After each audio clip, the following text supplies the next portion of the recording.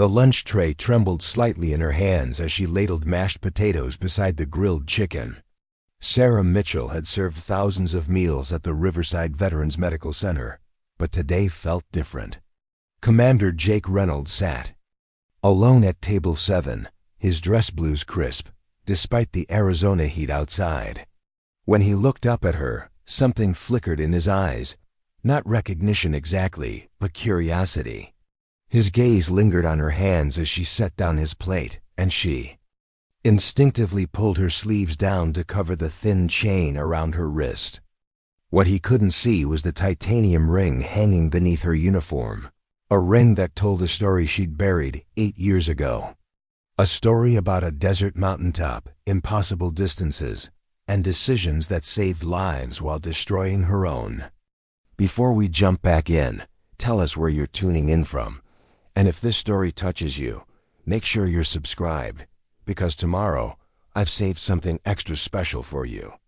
The fluorescent lights hummed their familiar tune as Sarah Mitchell pushed her cart through the sprawling corridors of the Riverside Veterans Medical Center. At 38, she had perfected the art of moving through spaces without drawing attention. Her footsteps soft against the polished linoleum, her navy blue cafeteria uniform pressed and spotless. The morning sun painted golden rectangles across the floor through the tall windows that lined the east wing, and Sarah checked her watch before beginning her routine. 7:15.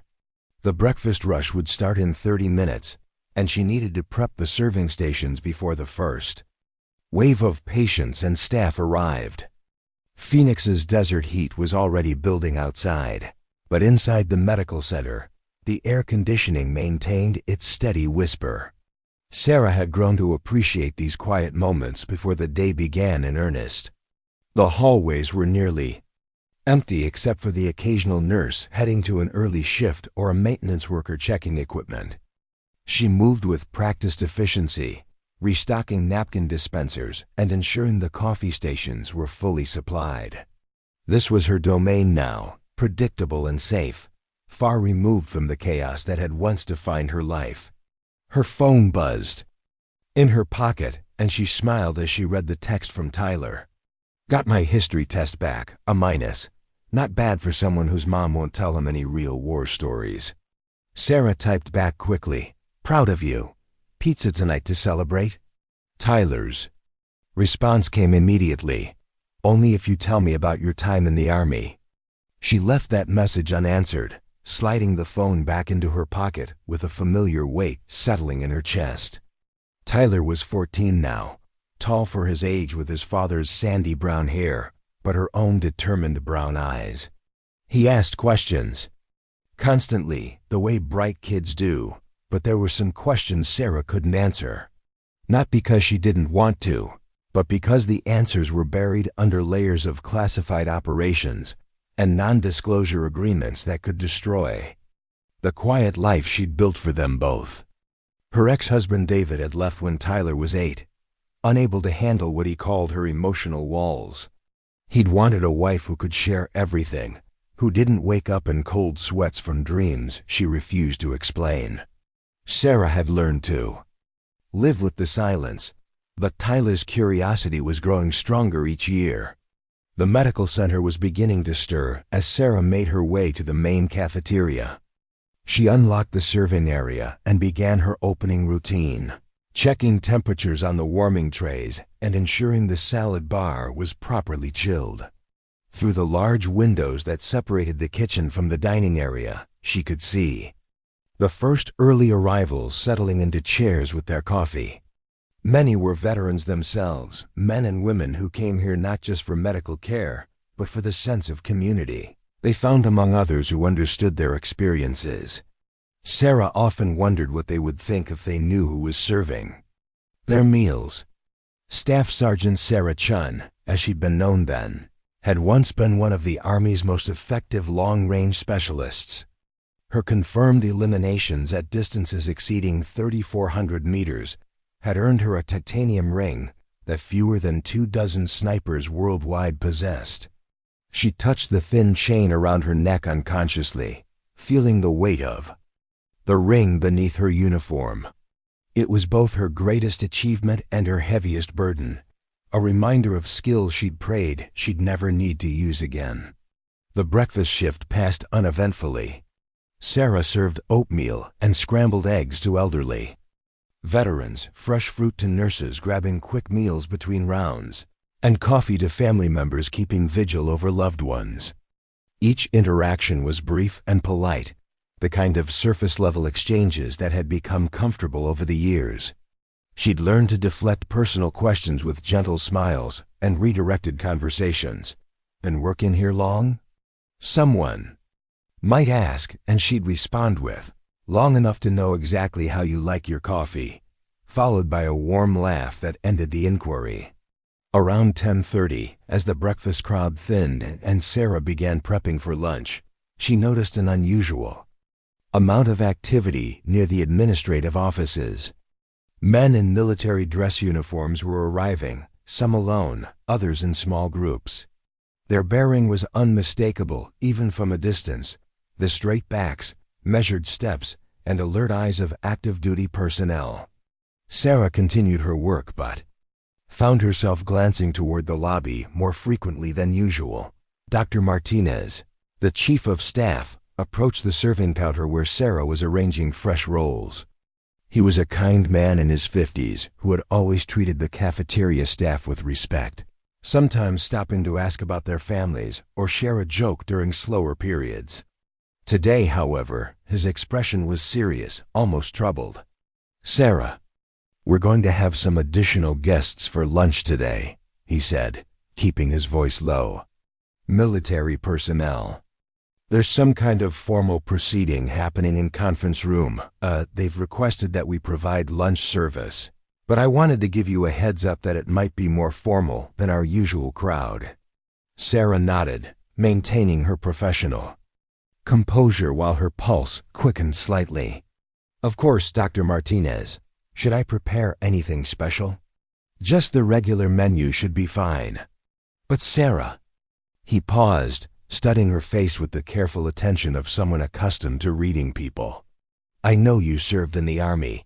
If this makes you uncomfortable for any reason, I can have Lisa cover the lunch service." The offer was kind, but Sarah shook her head. "I'll be fine. Thank you for thinking of me, though." Dr. Martinez nodded and headed back toward the administrative section, leaving Sarah alone with her thoughts and a growing sense of unease.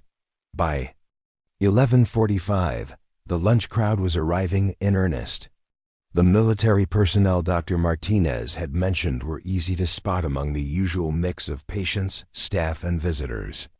They moved with purpose, speaking in lowered voices, their dress uniforms a stark contrast to the casual atmosphere of the medical center.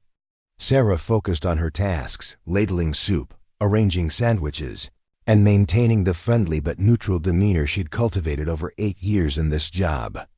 It was just after noon when Commander Jake Reynolds approached her station. Sarah noticed him immediately, not because of his rank or the ribbons on his chest, but because of the way he carried himself.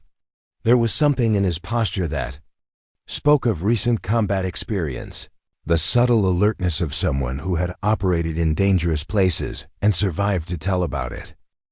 Preparing and narrating this story took us a lot of time, so if you are enjoying it, subscribe to our channel. It means a lot to us. Now back to the story. His dark hair was graying at the temples, and there were lines around his eyes that suggested he'd spent significant time squinting against desert sun or ocean spray. "What would you recommend today?" he asked, his voice carrying a slight East Coast accent. Sarah gestured toward the grilled chicken and roasted vegetables, explaining the day's options with practiced efficiency. As she prepared his plate, she was acutely aware of his attention, the way his eyes seemed to catalog details, without being obvious about it. When she handed him the tray, their fingers brushed briefly, and she saw his gaze flick to her hands. "Thank you," he said, but instead of moving toward the dining area, he hesitated. "Have we met before? You seem familiar." Sarah's training kicked in automatically, the ability to deflect, recognition that had been drilled into her during debriefings after sensitive operations. "I don't think so, sir. I've been working here for several years, so you might have seen me around if you've visited before." Commander Reynolds nodded slowly, but his expression suggested he wasn't entirely convinced. He thanked her again and moved toward table 7, settling in alone with his lunch while Sarah continued serving other customers. She could feel his occasional glances in her direction and found herself being extra careful to keep her sleeves pulled down and her movements economical. The lunch rush continued for another hour, with Sarah serving dozens of meals while maintaining her awareness of the military personnel scattered throughout the dining area. Their conversations were too quiet to overhear, but the tension in the room was palpable. Whatever was happening in Conference Room A was serious enough to bring together officers from multiple branches and ranks. As the crowd began to thin, Sarah started the process of cleaning and restocking her station. She was wiping down the serving counter when she heard raised voices from the direction of the administrative offices. The words were indistinct, but the tone was unmistakably argumentative. Several of the military personnel who had been eating lunch looked toward the sound, their expressions alert and concerned. Dr. Martinez appeared at the edge of the dining area, scanning the room until his eyes met Sarah's. He approached the serving counter with quick steps, his earlier friendliness replaced by obvious stress. "Sarah, I need to ask a favor," he said quietly. "Could you prepare a coffee service for Conference Room A? Just a simple setup coffee. Water, maybe some cookies or pastries. They've been in there for hours, and I think they could use a break." Sarah nodded, already reaching for the supplies she'd need. "Of course, how many people? Maybe 15? It's a mix of military personnel and some civilian attorneys. There's some kind of hearing or review happening. I don't know the details, but it seems important." As Sarah prepared the coffee service, she found herself wondering what kind of military hearing would require this level of secrecy and formality. Her experience with classified operations had taught her that the most sensitive cases were often handled in civilian facilities rather than on military bases, places where the proceedings could be kept away from prying eyes and potential security breaches. She loaded everything onto a wheeled cart and made her way through the corridors toward conference room. The administrative section was quieter than usual, with several doors closed and voices muted behind thick walls. As she approached the conference room, she could hear fragments of conversation through the heavy door words like abandonment, chain of command, and classified communications. Sarah knocked softly and waited for permission to enter. When the door opened, she was greeted by a young officer who looked stressed and exhausted. Behind him, she could see a long table surrounded by men and women in various uniforms, some taking notes, others leaning back in their chairs with the weary expressions of people who had been arguing for hours. "Coffee service," Sarah said simply, and the officer stepped aside to let her enter. The room fell silent as she wheeled the cart inside, the kind of sudden quiet that suggested her arrival had interrupted something significant. Sarah kept her eyes down as she began setting up the coffee station on a side table, but she couldn't help noticing the documents scattered across the main table: official forms with military letterheads, photographs that looked like surveillance, images, and thick folders marked with classification stamps. As she arranged cups and napkins, Sarah became aware of the conversation slowly resuming around her. She caught fragments about a soldier named Torres, something about an observation post, and multiple references to missing documentation. Her hands stilled for just a moment as she recognized the familiar pattern of a military cover-up, the kind of bureaucratic maneuvering that sacrificed individual soldiers to protect larger operations or higher-ranking officers. "The prosecution maintains that Sergeant Torres abandoned his assigned position without authorization," a woman's voice was saying. Sarah glanced up briefly and saw a civilian attorney in a sharp business suit addressing the room. The result was a compromised perimeter that led directly to casualties among his fellow soldiers. And I maintained that Sergeant Torres was following direct orders from his superiors. Another voice responded, this one belonging to a younger woman in military dress uniform. Orders that conveniently seemed to have disappeared from the official record. Sarah finished arranging the coffee service and began to wheel the empty cart toward the door, but something made her pause. On the table near where she'd been working, a photograph lay partially visible beneath a stack of papers. It showed a desert landscape with rocky outcroppings and a small structure that looked like an observation post. Something about the terrain was familiar, triggering a memory that Sarah quickly pushed aside. As she reached for the door handle, Commander Reynolds looked up from his position at the far end of the table. Their eyes met for just a moment, and Sarah saw something new in his expression, not just curiosity now, but a dawning recognition that made her pulse quicken.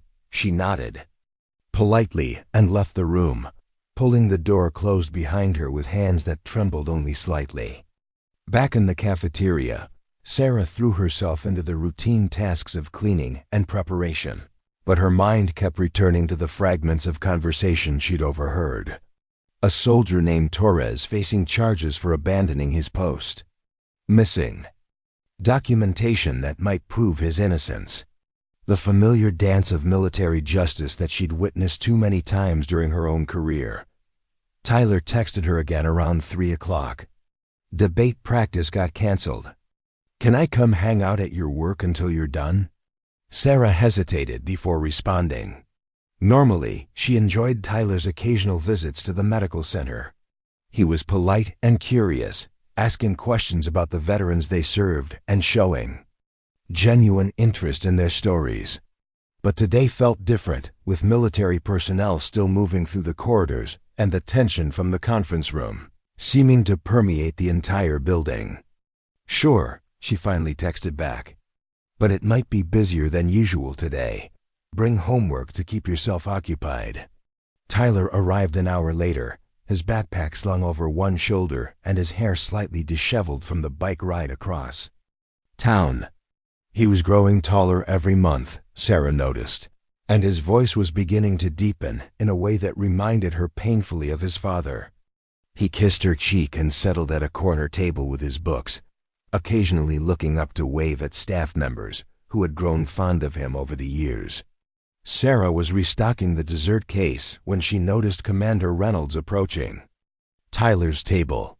Her son looked up from his math homework with the polite attention he'd been taught to show adults, and Sarah found herself moving closer while trying to appear casual about it. Mind if I sit for a minute? Commander Reynolds asked Tyler. I'm waiting for a meeting to resume, and I could use the company. Tyler nodded enthusiastically. At 14, he was fascinated by military personnel, probably because of the limited information he had about his mother's service. Sarah continued her work, but strained to hear their conversation. Are you here? Visiting someone? Tyler asked. Work, actually. Some meetings with other military personnel. What about you? My mom works here, Tyler said, gesturing towards Sarah. She's the best cafeteria worker they have. Been here forever. Commander. Reynolds glanced towards Sarah, who was pretending to be absorbed in arranging fruit cups. What did your mom do before working here? She was in the Army, Tyler replied with obvious pride. But she won't tell me much about it. Says it was just supply work, nothing exciting.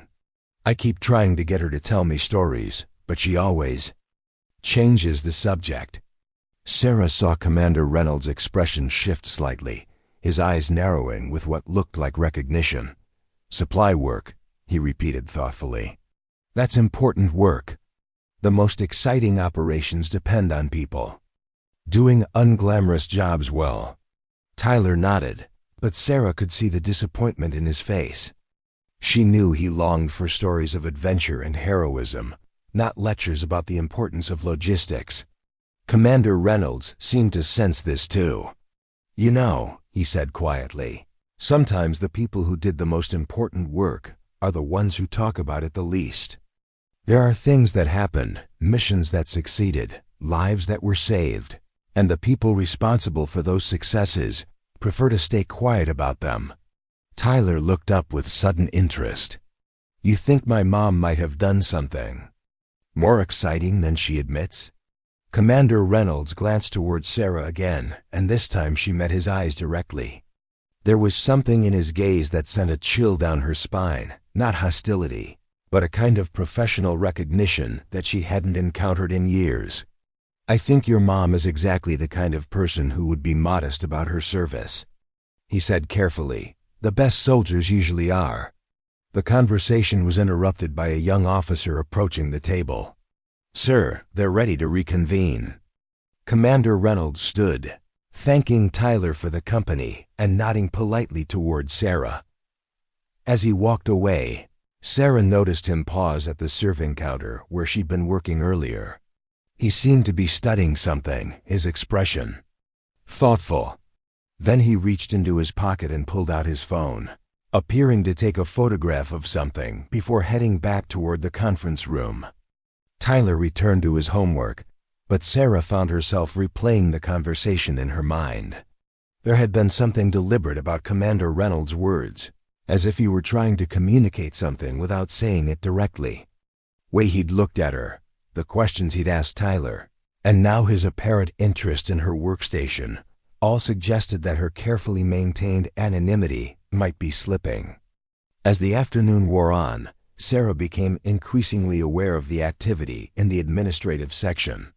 Military personnel continued to move through the corridors, some arriving, others leaving, all wearing the grim expressions of people dealing with serious business. Around 4:30, she saw the young attorney who had been defending Sergeant Torres hurrying past the cafeteria, her face flushed with what looked like frustration or anger.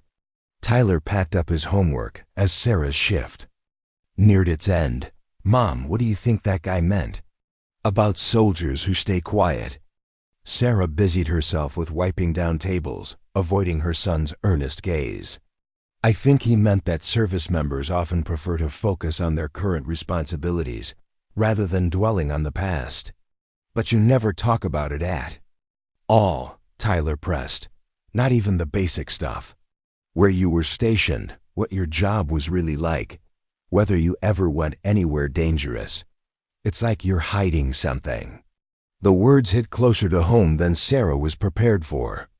She stopped wiping and looked at her son, seeing not just curiosity in his eyes, but a growing frustration that she recognized all too well. Tyler was becoming a young man, and with that maturity came an insistence on honesty that she wasn't sure how to handle. Tyler, there are aspects of military service that are difficult to discuss, she said carefully. Sometimes the experiences change you in ways that are hard to explain, and talking about them doesn't make them easier to carry. Tyler studied her face with the intensity of a teenager trying to understand the adult world. Did something bad happen to you over there? Sarah felt the familiar tightness in her chest, the same sensation she'd experienced during the debriefings after Operation Desert Shield, when psychologists had tried to help her process what she'd done and what it meant. She'd learned to deflect those conversations too, to smile and nod and say she was adjusting well to civilian life. Something did happen, she admitted quietly. But it's not something I can discuss, even with you. I know that's frustrating, but there are legal reasons why certain experiences have to remain private. Tyler looked like he wanted to argue, but something in her tone must have warned him off. He nodded reluctantly and gathered his things, giving her a hug that lingered longer than usual. As they walked toward the exit together, Sarah noticed Commander Reynolds emerging from the conference room. He was alone this time, and his expression was troubled. Their paths intersected near the main entrance, and Commander Reynolds nodded politely. Thank you for the excellent service today. The coffee was much appreciated. Of course, Sarah replied. I hope your meetings went well. They're ongoing, he said, his tone carefully neutral.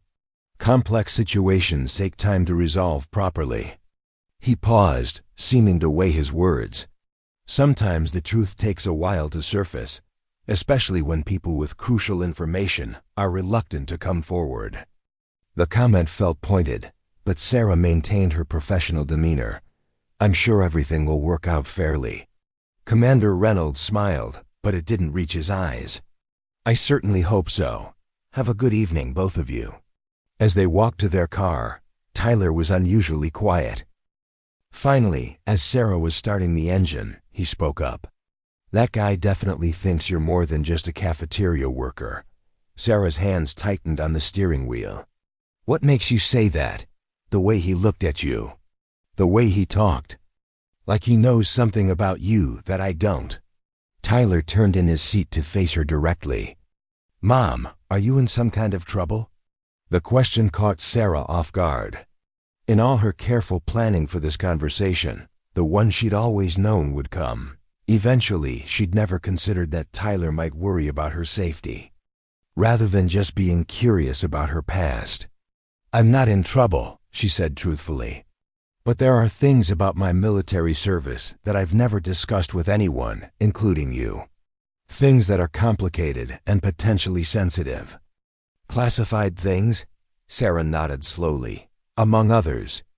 Tyler was quiet for several minutes as they drove through Phoenix's evening traffic.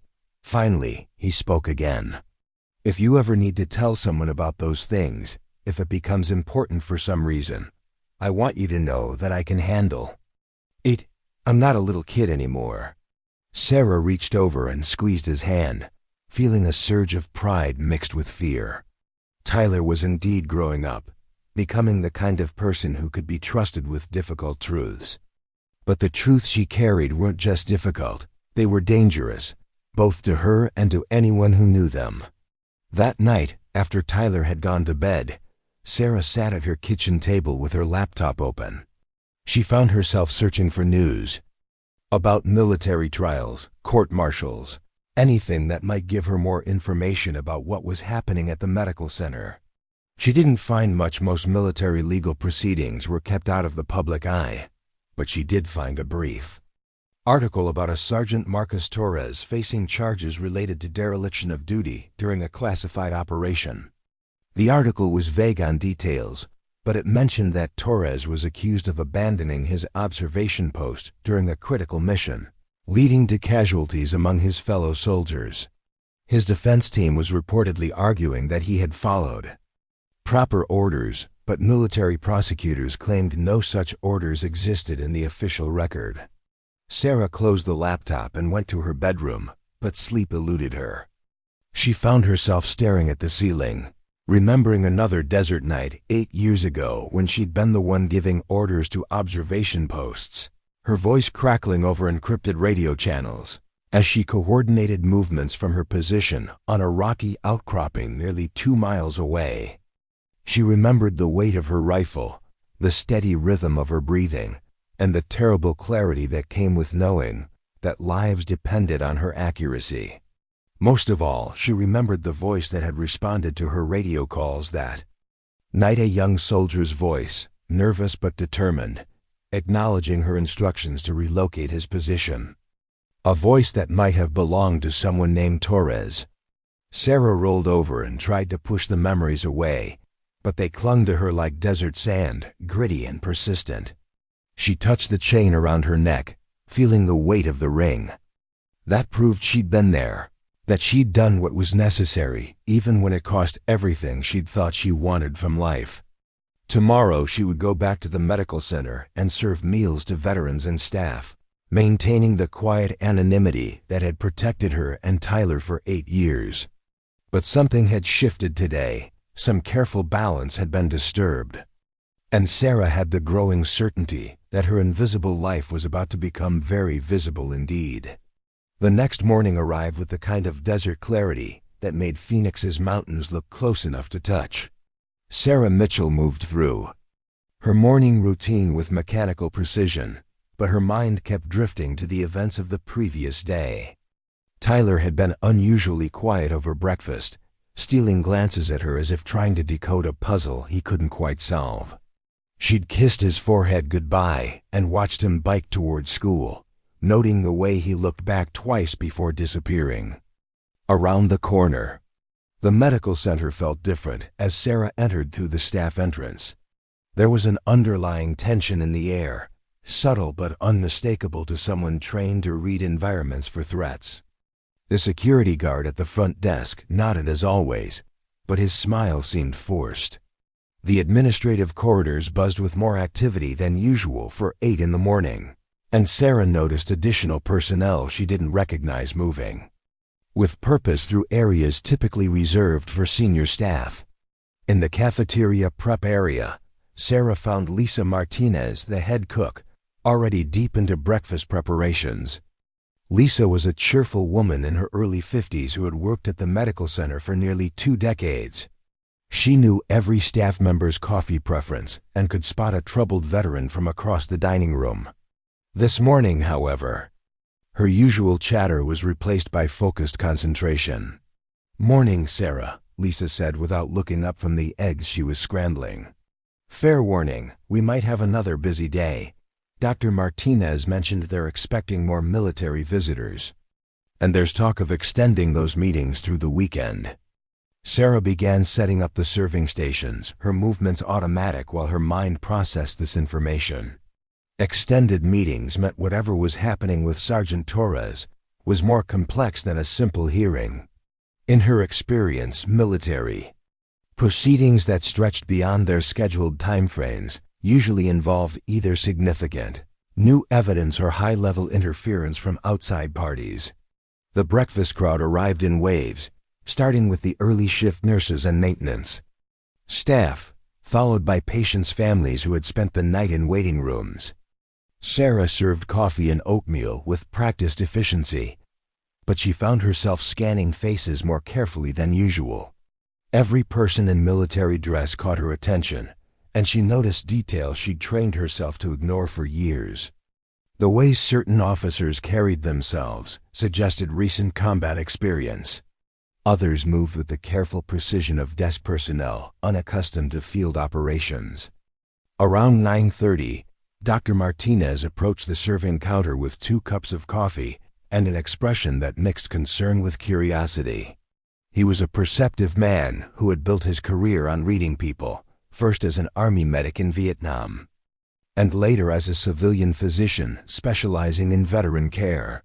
Sarah had always respected his ability to see beyond surface presentations to the deeper issues his patients carried. "Sarah, walk with me for a minute," he said quietly, gesturing toward a corner table away from the morning crowd. She followed, accepting one of the coffee cups and settling into the chair across from him. Dr. Martinez studied her face with the careful attention he usually reserved for difficult diagnoses. "I need to ask you something, and I want you to know that whatever answer you give me will remain confidential," he began. "Yesterday, after you served coffee to that conference room, I received a very interesting phone call. Someone wanted to know about your background, your employment history, and whether you had any military connections beyond basic service." Sarah's pulse quickened, but she kept her expression neutral. "What did you tell them?" "The truth, as I know it, that you've been an exemplary employee for 8 years, that you've mentioned serving in the Army but never discussed details, and that your personnel file lists you as a supply specialist with an honorable discharge due to injury." Dr. Martinez paused, taking a sip of his coffee. "But here's the thing, Sarah. I've been around military personnel my entire adult life. I know the difference between someone who drove trucks and someone who did more specialized work. I've always suspected there was more to your story." The admission hung between them like a challenge. Sarah had grown comfortable with Dr. Martinez over the years, but she'd never imagined he'd seen through her carefully constructed cover story. She weighed her response carefully, knowing that whatever she said next could fundamentally alter her position at the medical center. "My military service involved some specialized training," she said finally. "But there are legal restrictions on what I can discuss about certain assignments. I've never lied about my background, but I haven't shared details that could create complications for my current life." Dr. Martinez nodded slowly, as if her answer confirmed something he'd already suspected. The person who called yesterday wasn't just asking routine questions. They were asking the kind of questions that suggest they already know more than they're letting on. Questions about specific timeframes, deployment locations, and whether you'd ever worked with special operations units. Sarah felt ice forming in her stomach. Someone was investigating her background with enough detail to ask targeted questions. That level of scrutiny suggested either intelligence services or high-ranking military personnel with access to classified records. Either possibility meant her carefully maintained anonymity was already compromised. Did they identify themselves? She asked. Military intelligence liaison. Said they were conducting a routine background check related to security clearances for personnel working in sensitive environments. Dr. Martinez leaned forward slightly. Sarah, this medical center doesn't require security clearances for cafeteria staff. Whatever's happening, it's not routine. The breakfast crowd was thinning, but Sarah noticed several new faces among the military personnel scattered throughout the dining area. They carried themselves differently than the officers she'd seen yesterday, with the relaxed alertness of people comfortable with violence. Special operations, she realized with growing alarm. Someone had called in serious assets. Dr. Martinez, I need you to understand something, Sarah said quietly. There are aspects of my military service that were classified at levels I can't discuss. If someone is investigating my background, it could be because they need information I possess, or because they're concerned about information I might reveal. Either way, this situation could become complicated very quickly. Dr. Martinez studied her face with renewed interest. How complicated? The kind of complicated that might require me to resign my position to protect this facility and its patients from unwanted attention. The words came out more dramatically than Sarah had intended, but she could see from Dr. Martinez's expression that he understood she wasn't being melodramatic. In his years working with veterans, he'd encountered enough stories of classified operations and government secrecy to recognize when someone was speaking from experience rather than paranoia. Sarah, I want you to know that whatever happens, you have my support, he said firmly.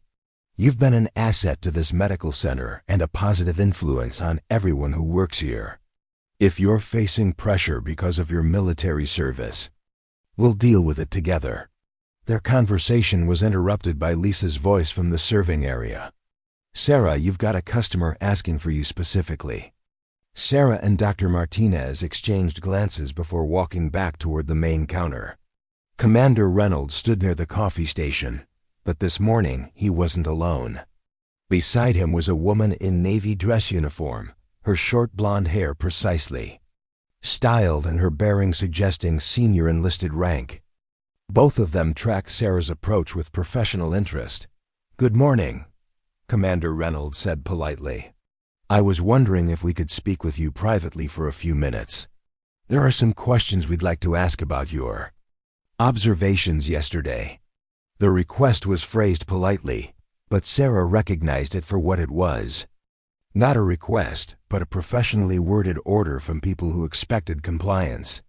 She glanced at Dr. Martinez, who nodded slightly, then back to the two naval officers. Of course, Dr. Martinez. Would it be possible to use your office? Dr. Martinez led them through a series of corridors to his administrative office, a comfortable space lined with medical texts and photographs from his years of service. He offered coffee, which everyone declined, then settled behind his desk, while Sarah took a chair facing the two officers. Commander Reynolds sat forward slightly, his hands clasped in front of him in a gesture that seemed designed to appear non-threatening. Ms. Mitchell, I want to be direct with you, he began. Yesterday, while you were serving coffee in conference Room A, you may have overheard discussions about a military legal proceeding involving Sergeant Marcus Torres. We have reason to believe you might possess information relevant to that case. Sarah had expected this conversation, but hearing it spoken aloud still sent adrenaline coursing through her system. She forced herself to remain calm, drawing on years of training in maintaining operational security under pressure. "I'm not sure what information I could provide," she said carefully. "I overheard fragments of conversation, but nothing that seemed significant to someone outside the military." "Legal system." The blonde woman spoke for the first time, her voice carrying a slight southern accent and the measured cadence of someone accustomed to interrogation. "Ma'am, my name is Master Chief Patricia Hawkins. I specialize in personnel security and background investigations. Yesterday evening, Commander Reynolds observed something that prompted us to conduct a preliminary review of your military records." Sarah felt her chest tighten. Military records were supposed to be protected by privacy laws, but she knew that special operations personnel and intelligence services had ways of accessing information when they deemed it necessary. The question was how much they'd been able to uncover and what they intended to do with it. "What specifically did you observe?" Sarah asked, directing the question to Commander Reynolds. He reached into his jacket and withdrew his phone, scrolling to a photograph before turning the screen toward her. Sarah found herself looking at an image of her own hands as she'd been serving food the previous day. The photograph was focused on her left wrist, where the thin chain she wore was partially visible beneath her sleeve. But what made Sarah's blood run cold was the enhancement that had been applied to the image. Someone with access to sophisticated photo analysis software had sharpened and magnified the picture until the outline of something small and round was clearly visible hanging from the chain. "That's a very distinctive piece of jewelry, Commander," Reynolds said quietly. "The kind that's only issued to personnel who've achieved certain specialized qualifications. Qualifications that don't match the military occupation specialty listed in your official personnel file." Sarah stared at the photograph, realizing that her careful 8-year masquerade had been undone by a moment of carelessness and a high-resolution camera phone. The titanium ring hanging beneath her uniform was visible enough in the enhanced image to be identifiable by someone who knew what to look for. And Commander Reynolds, as a special operations officer, would definitely know what a long-range elimination confirmation ring looked like. "Ms. Mitchell," Master Chief Hawkins continued, "we've conducted a preliminary review of deployment records from Afghanistan between 2016 and 2019. We found references to a staff, Sergeant Sarah Chun, sniper qualified, attached to various special operations units during that time frame. The records also indicate that Staff Sergeant Chun received several commendations for actions that remain classified, and that she was medically retired following injuries sustained during Operation Desert Shield." The use of her maiden name confirmed that they'd dug deeper into her background than Sarah had thought possible. She'd legally changed her name after her divorce, partly to give Tyler a consistent family identity, but also to create additional separation from her military service. Apparently, that separation hadn't been as complete as she'd hoped. Dr. Martinez, who had been listening to this exchange with growing amazement, leaned forward in his chair. "Are you telling me that Sarah is some kind of Special Forces sniper?" "Not Special Forces," Commander Reynolds corrected, "but definitely Special Operations attached. The kind of specialist who gets called in when regular military units need capabilities they don't possess." He turned back to Sarah. "The question is whether Staff Sergeant Chun, now Ms. Mitchell, has information that could help us understand what really happened during the operation that's currently destroying Sergeant Torres's career." Sarah felt the weight of 8 years of careful anonymity collapsing around her. These people had connected her past to her present with enough accuracy to make denial pointless. The only question now was how much she was willing to reveal and what consequences that revelation might bring. "Before I say anything else," Sarah said carefully, "I need to understand what legal protections I have in this conversation. My discharge from the military included certain non-disclosure agreements that carry serious penalties for violation. I also have a son to consider, and his welfare takes priority over any other concerns." Master Chief Hawkins exchanged a glance with Commander Reynolds before responding. "Ma'am, we're not here to create legal problems for you. Our primary concern is ensuring that an innocent soldier doesn't go to prison because crucial information is being suppressed. If you possess knowledge that could prevent a miscarriage of justice, we'd like to find a way for you to share that information safely. And if sharing that information violates my non-disclosure agreements, then we'll work with appropriate authorities to provide you with legal immunity," Commander Reynolds replied. "The military has procedures for handling situations where classified information becomes relevant to legal proceedings. Those procedures are designed to protect sources while allowing truth to emerge." Sarah looked at Dr. Martinez, who was watching this exchange with the fascination of someone witnessing events far beyond his usual experience. She could see understanding beginning to dawn in his eyes as he connected her years of deflected questions about military service with the conversation happening in his office. "Dr. Martinez, I think I owe you an explanation," Sarah said quietly. "My military service was more specialized than I've ever discussed. I worked with units that conducted operations in Afghanistan and other locations, operations that required specific skills and resulted in classified commendations. When I was injured and medically retired, I signed agreements that prohibited me from discussing those operations with anyone, including family members." Dr. Martinez nodded slowly. "That explains a lot about your reaction to certain situations over the years. There have been times when you've demonstrated situational awareness that seemed unusual for someone with a supply background." Commander Reynolds leaned forward slightly. "Ms. Mitchell, we believe that during Operation Desert Shield in 2018, you may have been in radio contact with Sergeant Torres during the events that are now the subject of his court-martial. If that's accurate, your testimony could provide crucial context for understanding what really happened that night." The mention of Operation Desert Shield sent Sarah's mind racing back to that distant mountain peak, the weight of her rifle steady against her shoulder, the crackle of radio communications in her earpiece. She remembered the voice that had acknowledged her instructions, young and nervous but determined to follow orders despite the obvious danger of his situation. "If I were to confirm that I had knowledge of those events," Sarah said carefully, "what would be required of me?"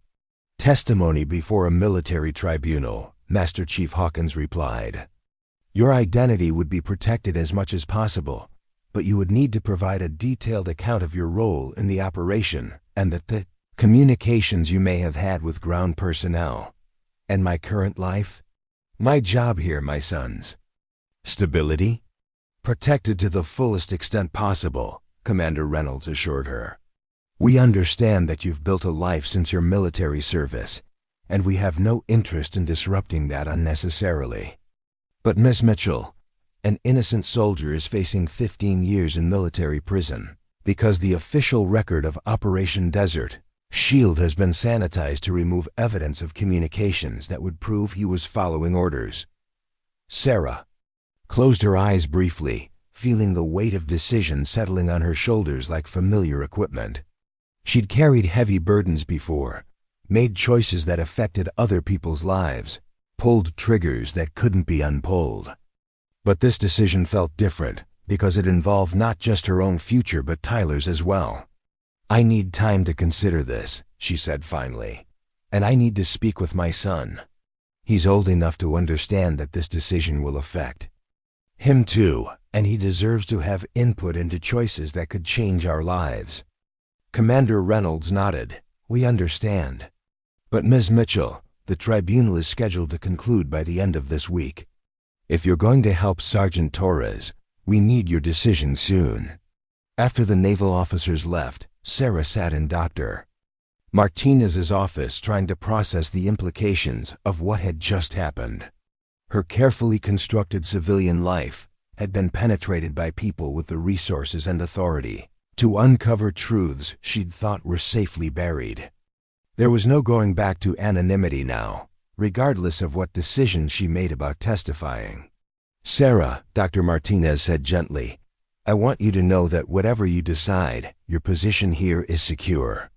This medical center has benefited from your service for 8 years, and we're not going to abandon you because of complications arising from your military background."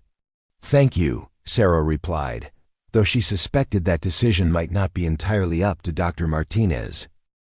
If her involvement in classified operations became public knowledge, there would likely be pressure from various quarters to remove her from a position where she had access to sensitive patient information and government facilities. The rest of the morning passed in a haze of routine tasks that felt surreal given the magnitude of the decision she was facing. Sarah served lunch to the usual mix of patients, staff, and visitors, but her attention was constantly drawn to the military personnel who continued to move through the medical center. Some she recognized from the previous day, but others were new faces with the kind of operational alertness that suggested recent deployment experience. Around 1:30, Tyler appeared in the cafeteria entrance, his school backpack slung over one shoulder and an expression of determined curiosity on his face. Sarah realized he must have left school early, something he'd never done without permission. "Tyler, what are you doing here?" she asked as he approached the serving counter. "I need to talk to you," he said quietly. "Something's going on and I think it involves you." There were 2 people in suits asking questions at school today. Questions about our family, about where you work, about whether you've ever discussed your military service with me. Sarah felt her stomach drop. If investigators were questioning Tyler at school, the situation had escalated beyond anything she'd anticipated. Government agencies didn't typically involve minors in background investigations unless they were dealing with serious security concerns or criminal matters. "What did you tell them?" Sarah asked, trying to keep her voice steady. "The truth. That you never talk about the Army, that you work at the VA hospital, and that we live quietly and don't cause trouble for anyone." Tyler paused, studying his mother's face with the intensity she'd been seeing more frequently as he matured. "Mom, they weren't asking random questions. They were asking the kind of specific questions that meant they already knew the answers, and were testing whether I'd lie about them." Sarah glanced around the cafeteria, noting that several of the military personnel were watching their conversation with obvious interest. The situation was spiraling beyond her ability to control it through silence and deflection. Tyler was being drawn into something he didn't understand, and that crossed a line she'd never intended to approach. "Tyler, I need you to go home and wait for me there," she said quietly. "Don't answer the door for anyone. Don't talk to anyone else about these questions, and don't leave the apartment until I get there. This is important." Tyler's expression shifted from curiosity to concern. "Mom, are you in some kind of trouble? Real trouble?" "I don't know yet," Sarah admitted. "But I'm going to find out, and I'm going to handle it. I just need you to be safe while I figure out what's happening." Tyler nodded, but as he turned to leave, he paused and looked back at her. "Mom, whatever you did in the Army, whatever you're not telling me, I want you to know that I trust you. If you need to make hard decisions to protect yourself or other people, I'll support whatever you choose." The words hit Sarah with unexpected force. Tyler was offering her the kind of unconditional trust that she'd never thought she deserved, the kind of faith that came from years of consistent care and protection. But he was also acknowledging that he understood their quiet life might be ending, and that he was prepared to face whatever came next. After Tyler left, Sarah requested a break and walked to the parking lot behind the medical center. She needed air and distance from the watching eyes that seemed to be everywhere inside the building. The Arizona sun was harsh against her face, but the familiar heat was comforting after the artificial coolness of the air-conditioned corridors. Her phone buzzed with a text message from an unknown number. "Ms. Mitchell, this is Master Chief Hawkins. We need to meet again this afternoon. New developments require immediate discussion. Conference Room A at 3 p.m. Sarah stared at the message, realizing that her request for time to consider her options had been overtaken by events she didn't yet understand. New developments could mean many things, but none of them suggested that delay was still possible. Whatever was happening with Sergeant Torres's case had reached a critical point, and her involvement was no longer optional. She walked back into the medical center with the feeling that she was crossing a threshold she couldn't uncross. The afternoon light streaming through the lobby windows seemed different somehow, as if the familiar environment had been transformed by knowledge she could no longer pretend not to possess. At 3 o'clock, she would sit down with military investigators and make decisions that would determine not just Sergeant Torres's future, but her own and Tyler's as well. The weight of the titanium ring beneath her uniform felt heavier then. It had in years no longer a hidden reminder of past service, but a piece of evidence in a case that was pulling her back into the world she'd tried so hard to leave behind. Sarah Mitchell, cafeteria worker and single mother, was about to disappear forever. In her place would emerge Staff Sergeant Sarah Chun, the woman who had made impossible shots from impossible distances and carried the consequences of those actions. In silence for 8 long years, the transformation felt both terrifying and inevitable, like waking up from a dream that had been pleasant, but never quite real. Sarah straightened her shoulders and walked toward Conference Room A, ready to face whatever truths were waiting for her there. By 2:30, Sarah had arranged for Lisa to cover the rest of her shift and changed from her cafeteria uniform into the one set of professional clothes she kept in her locker for employee meetings. The navy blue dress, slacks, and white blouse felt strange after years of food service uniforms, but they seemed more appropriate for what she suspected would be a formal interrogation rather than a casual conversation.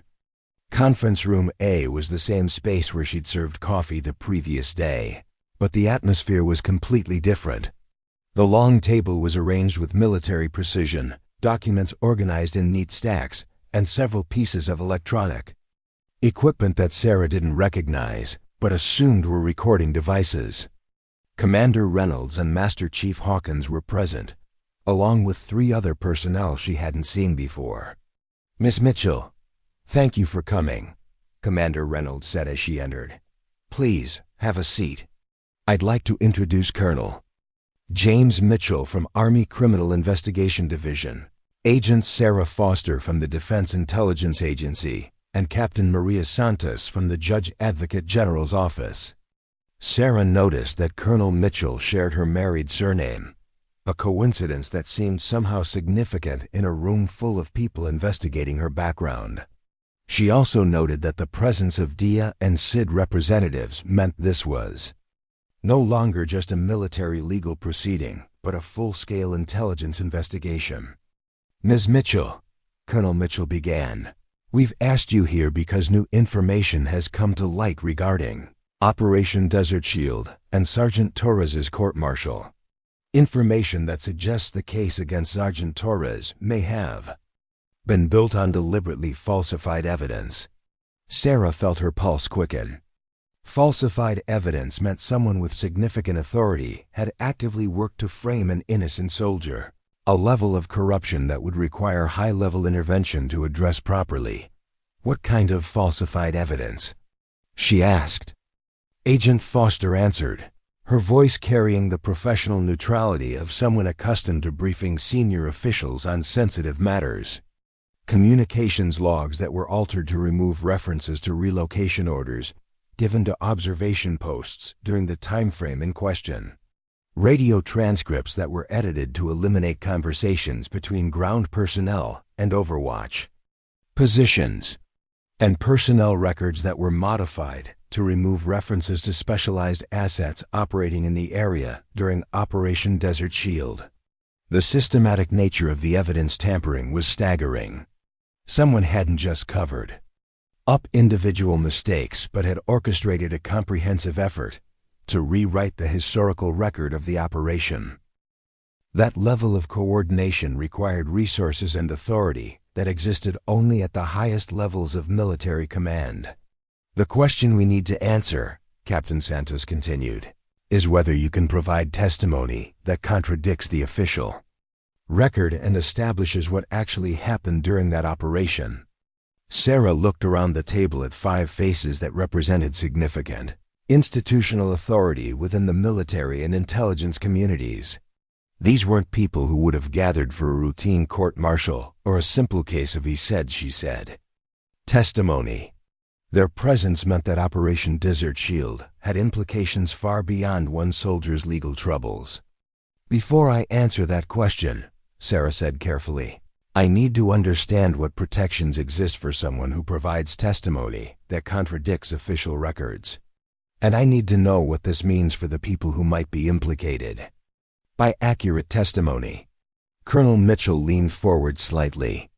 Ms. Mitchell, we have reason to believe that the falsified evidence in Sergeant Torres's case is part of a larger pattern of misconduct that extends to other operations and other personnel.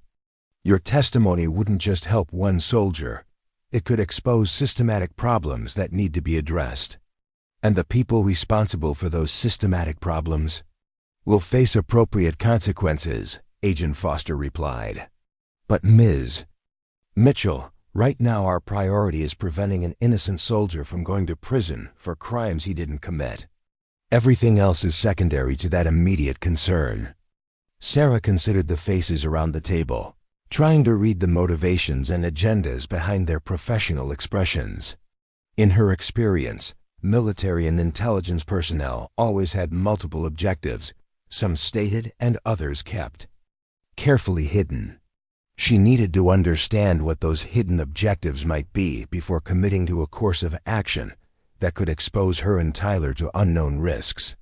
I want to help Sergeant Torres, she said finally.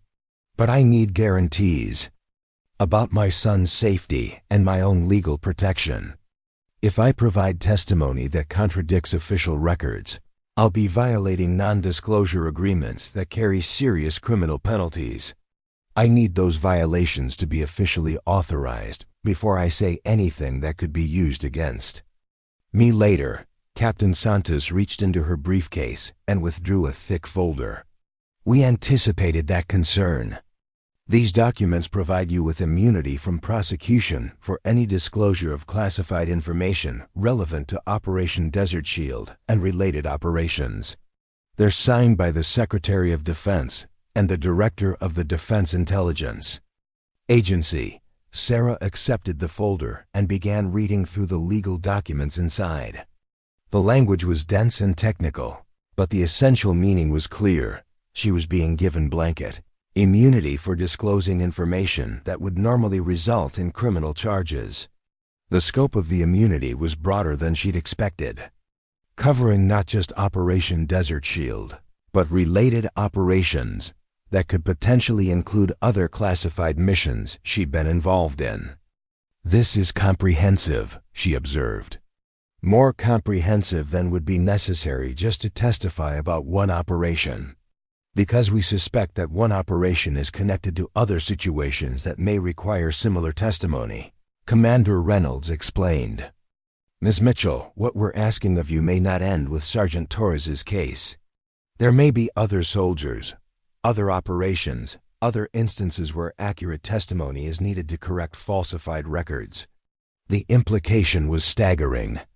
Sarah was being asked not just to break her silence about one classified operation, but to potentially become an ongoing witness in multiple cases involving systematic evidence tampering and false prosecutions. The immunity papers she held represented not just legal protection, but a fundamental change in her relationship with the military establishment she'd served and then hidden from.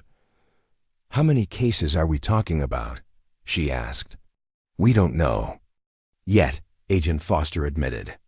The investigation is ongoing, and each case we examine reveals connections to others.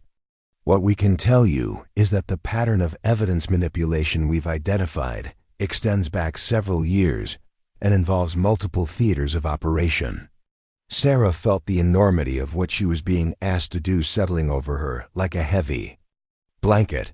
She wouldn't just be helping one soldier or exposing one instance of corruption. She would be stepping forward as a witness in what appeared to be a far-reaching investigation into military misconduct at the highest levels. "I need to call my son," she said quietly. "He deserves to know what's happening before I make this decision." The room fell silent as Sarah dialed Tyler's number. He answered on the second ring, his voice tight with worry that he was trying to hide behind teenage bravado. "Tyler, I need to tell you something important," she began. "The questions those people asked you at school today were part of an investigation involving my military service. It turns out that some of the work I did in the Army is relevant to legal cases that are happening now. Are you in trouble?" "Not exactly. But I'm being asked to provide testimony about classified operations, things I've never been allowed to discuss with anyone. If I agree to testify, it will mean major changes in our lives. People will know about my military background, and we might have to deal with attention and scrutiny that we've avoided for years." Tyler was quiet for several seconds, and Sarah could almost hear him thinking through the implications of what she'd told him.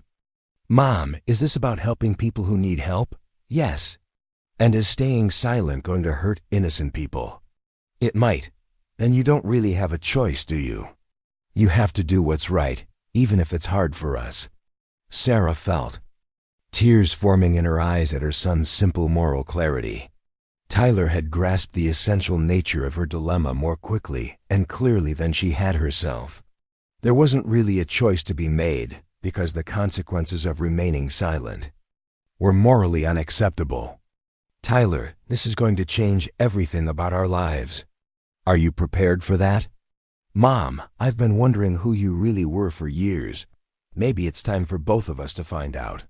After ending the call, Sarah looked around the table at the 5 officials who had been listening to her conversation with obvious interest. She realized that Tyler's response had been exactly what they'd hoped for, not because they'd manipulated the situation, but because they'd understood that her son's welfare was her primary concern. By demonstrating that Tyler could handle the truth and support her decision, they'd removed the last obstacle to her cooperation. "I'll testify," Sarah said simply.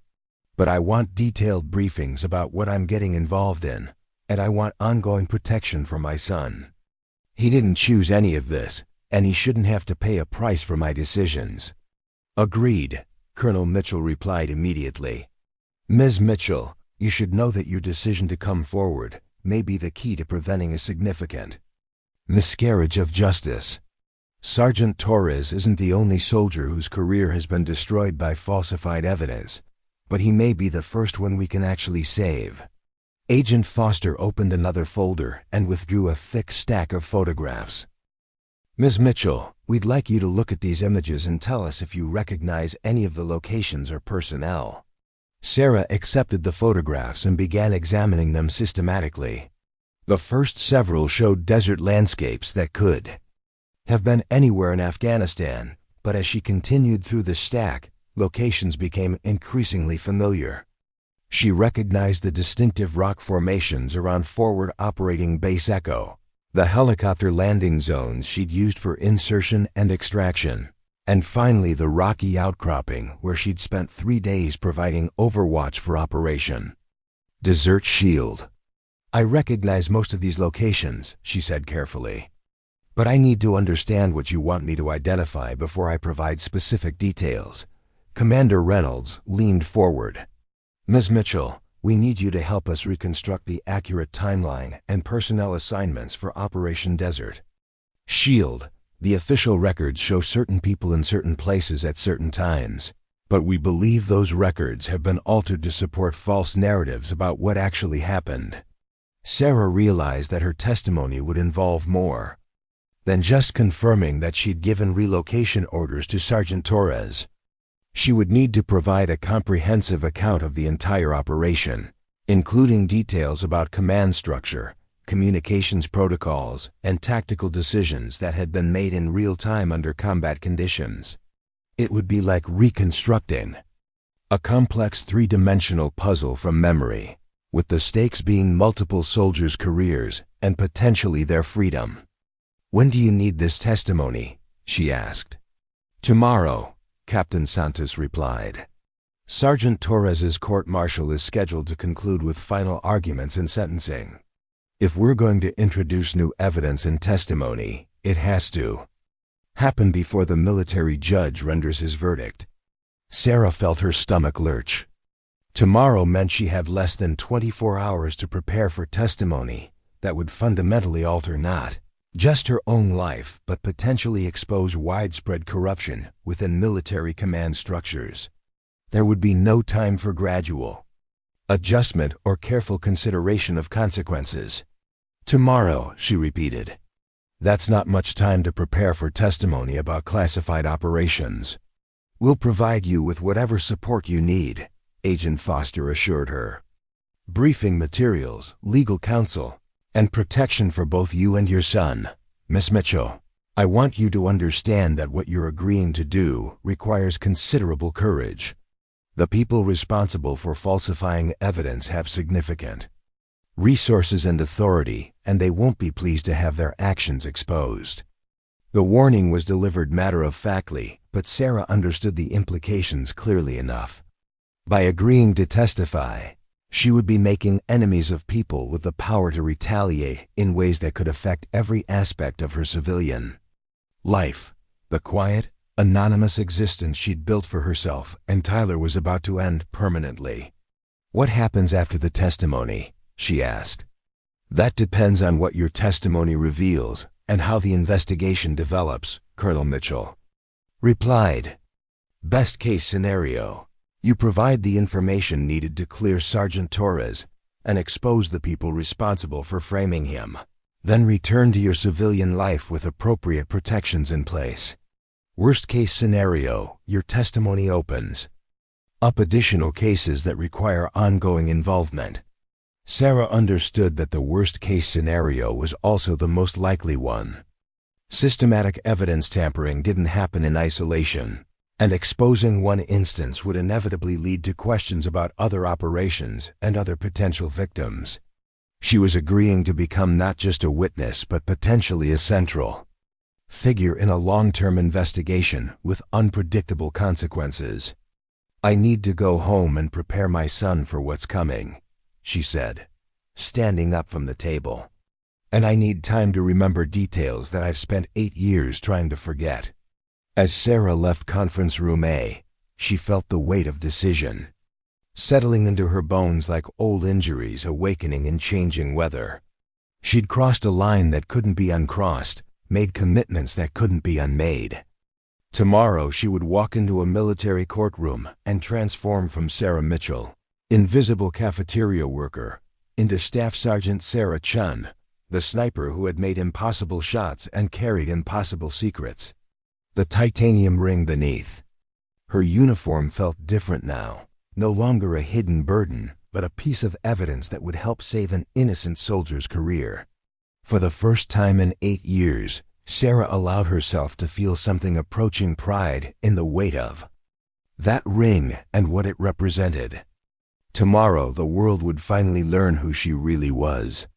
The drive home through Phoenix's late afternoon traffic gave Sarah time to process the magnitude of what she'd committed to do. The familiar streets of her neighborhood looked different. Somehow, as if she were seeing them through a lens that revealed hidden vulnerabilities. Every parked car could contain surveillance equipment. Every pedestrian might be monitoring her movements. The paranoia felt both irrational and entirely justified given what she'd learned about the scope of the investigation she was now part of.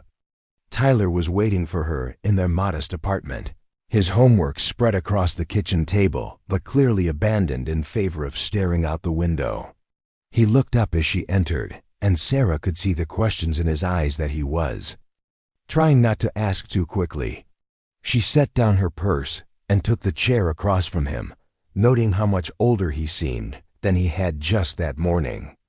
"Tyler, we need to have a conversation that I should have had with you years ago," she began. "My military service wasn't what I've told you." I wasn't a supply specialist, and my work wasn't limited to logistics and administrative tasks. Tyler closed his textbook and gave her his full attention, the same focused intensity she'd seen him apply to debate preparation and academic challenges. What did you really do? I was a sniper. A very specialized one who worked with special operations units on missions that required precise long-range elimination of specific targets. The words felt strange in her mouth after years of deflection and partial truths. I was good at it, exceptionally good, and that skill led to assignments that most soldiers never see. Tyler absorbed this information with the kind of serious consideration that reminded Sarah why she'd always known he could handle difficult truths. How good? Good enough to earn recognition that fewer than 24 soldiers worldwide have received. Good enough to be called in when regular military units needed capabilities they didn't possess. Sarah touched the chain around her neck. This ring I wear represents confirmed eliminations at distances exceeding 3,400 meters. Shots that most people would consider impossible. And that's why you can't talk about it, because it's classified. Partly. But also because the kind of work I did changes you in ways that are difficult to explain to people who haven't experienced combat. Taking a life, even when it's necessary and justified, leaves marks that don't heal completely. I've spent 8 years trying to build a peaceful life for us, trying to be the kind of mother who could focus on your needs rather than processing my own experiences. Tyler reached across the table and took her hand, a gesture that seemed remarkably mature for a 14-year-old. Mom, I've always known there was something you weren't telling me. Not because you were lying, but because I could see it in your eyes sometimes, like you were remembering things that hurt.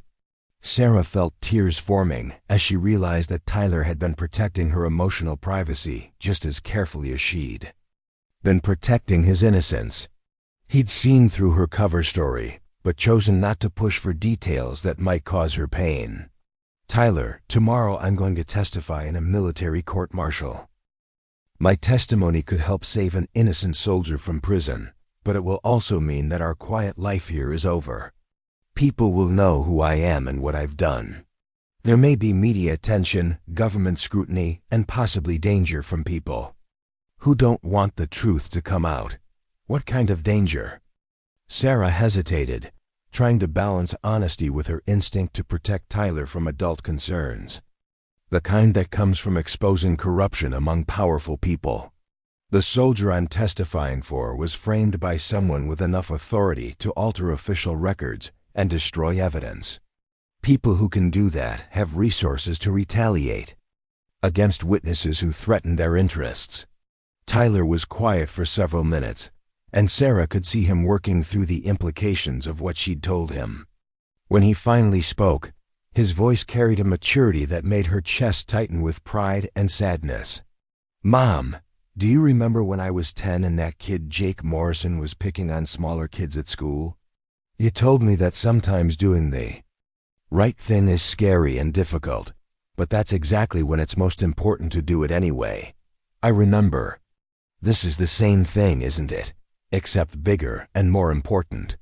Sarah nodded, amazed by her son's ability to distill complex moral situations down to their essential elements. Yes, it's the same thing. Then we do it. We face whatever comes next together, and we don't let innocent people suffer because we're afraid. That evening, Sarah began the process of remembering details she'd spent years trying to forget. She pulled out a legal pad and started reconstructing the timeline of Operation Desert Shield, beginning with her insertion into the Overwatch position 3 days before the main operation commenced. The memories came back with startling clarity, as if 8 years of civilian life had been a thin veneer over experiences that remained vivid and immediate. She remembered the weight of her rifle, a custom-modified M24 that had been zeroed specifically for her shooting style and physical characteristics. She remembered the feel of the rocky outcropping where she'd established her hide, the way the desert wind had shifted throughout the day, affecting her calculations for long-range shots. Most clearly, she remembered the radio communications with ground units, including the nervous young voice that had acknowledged her relocation instructions. The voice had belonged to someone calling himself Echo 7, and Sarah now realized that Echo 7 had been Sergeant Marcus Torres. She remembered his position coordinates, the tactical situation that had prompted her to order his relocation, and the timing of that order in relation to the insurgent attack that had injured 3 soldiers. Her testimony wouldn't just contradict the prosecution's timeline. It would completely demolish their case by proving that Torres had been following direct orders from authorized command personnel. Around 10 o'clock, Sarah's phone rang with a call from an unknown number. She answered, cautiously, expecting another contact from the military investigators. "Ms. Mitchell, this is Agent Foster. I'm calling to brief you on some developments that have occurred since our meeting this afternoon." Sarah felt her stomach tighten. Developments in intelligence investigations were rarely positive news for the people involved. "What kind of developments?" "We've identified the source of the evidence tampering in Sergeant Torres's case. It's someone with sufficient authority and access to have altered multiple cases over several years. Someone who may become aware of our investigation and take steps to protect themselves." "What does that mean for tomorrow's testimony?" "It means we're treating your security as a high priority. There will be protective personnel present at the courthouse, and we've arranged for secure transportation to and from the proceedings." "Ms. Mitchell, I want you to understand that the person we're investigating has significant resources and has demonstrated willingness to destroy soldiers' careers to protect their own interests." Sarah processed this information while watching Tyler finish his homework at the kitchen table. The idea that her testimony could put him at risk was more frightening than any personal danger she might face. "Agent Foster, what about my son? If someone is willing to frame innocent soldiers, they might be willing to threaten family members to silence witnesses. We've considered that possibility. Tomorrow morning, Tyler will be picked up by federal marshals and taken to a secure location where he'll be protected until after your testimony. The arrangement is temporary, just until we can assess any potential threats." Sarah felt a surge of panic at the idea of Tyler being taken away by federal agents, even for protection. "That's not acceptable. I want him where I can see him, where I know he's safe." "Ms. Mitchell, the courthouse where you'll be testifying is not a safe location for family members of key witnesses. The person we're investigating will have allies present during the proceedings, people who might take action to intimidate or silence you." The conversation continued for another 10 minutes, with Agent Foster explaining security protocols and Sarah insisting on modifications that would keep Tyler within her protection rather than the government's. Eventually, they reached a compromise. Tyler would accompany Sarah to the courthouse, but remain in a secure area with protective personnel rather than being taken to a separate location. After ending the call, Sarah sat down next to Tyler and explained the security arrangements for the following day. He listened with the same serious attention he'd given to her earlier revelations, asking practical questions about timing and procedures. "Mom, are you scared?" he asked finally. Sarah considered lying, offering him the kind of false reassurance that parents typically provided to shield children from adult anxieties. But Tyler had earned the right to honest answers, and she sensed that he needed to understand the real stakes they were facing. "Yes, I'm scared," she admitted. "Not of testifying or facing the people who don't want the truth to come out, but of what this might mean for your life. You didn't choose any of this, and you shouldn't have to deal with consequences that come from my decisions. Mom, you didn't choose this either. You were just living your life, working your job, taking care of me. These people dragged you into their problems because they need your help to fix something that's wrong. That's not your fault." Tyler's perspective on the situation was both simpler and more accurate than Sarah's own analysis. She had been pulled into events beyond her control because she possessed information that could prevent injustice. The moral complexity of the situation didn't change the fundamental reality that an innocent soldier needed her help. They spent the rest of the evening going through practical preparations for the next day. Sarah helped Tyler pack a bag with books, games, and other items he might need during what could be a long day at the courthouse. She also showed him the immunity documents she'd received, explaining in general terms what they meant and why they were necessary for her protection. "Tyler, tomorrow is going to change our lives permanently," she said as they prepared for bed. "After I testify, people will know things about me that I've kept private for 8 years. There may be attention we're not prepared for, questions we don't want to answer, and scrutiny of our family that feels invasive and uncomfortable. Will you still be my mom?" The question was asked with the kind of vulnerable honesty that reminded Sarah that despite Tyler's mature responses to their situation, he was still a 14-year-old boy dealing with his entire understanding of his mother being rewritten. "Always," she said firmly. "Everything about me that matters to you will remain exactly the same. The fact that I was a soldier before I was your mother doesn't change anything about how much I love you or how committed I am to taking care of you. And we'll still live. Here? Still have our life? I don't know," Sarah admitted. "That will depend on what happens after tomorrow and what kind of ongoing involvement the investigation requires. But Tyler, whatever changes come, we'll face them together. You and I are a team, and that's not going to change no matter what else does." That night, Sarah lay awake staring at the ceiling and trying to prepare mentally for testifying about events she'd spent years trying to process and move beyond. Operation Desert Shield had been the culmination of her military career, the mission that had demonstrated her capabilities at their highest level, while also resulting in the injuries that ended her service. Revisiting those memories in detail would be like reopening wounds that had healed imperfectly, leaving scars that still ached in changing weather. She remembered the 3 days she'd spent in position before the main operation began, watching through her scope as insurgent forces moved through the valley below her hide site. She'd identified targets, calculated ranges and windage corrections, and waited for authorization to engage. When the attack finally came, it had unfolded with the kind of chaotic violence that made split-second decisions, the difference between success and catastrophe. The radio traffic that night had been constant and overlapping, multiple units reporting contact, requesting support, and coordinating movements under fire.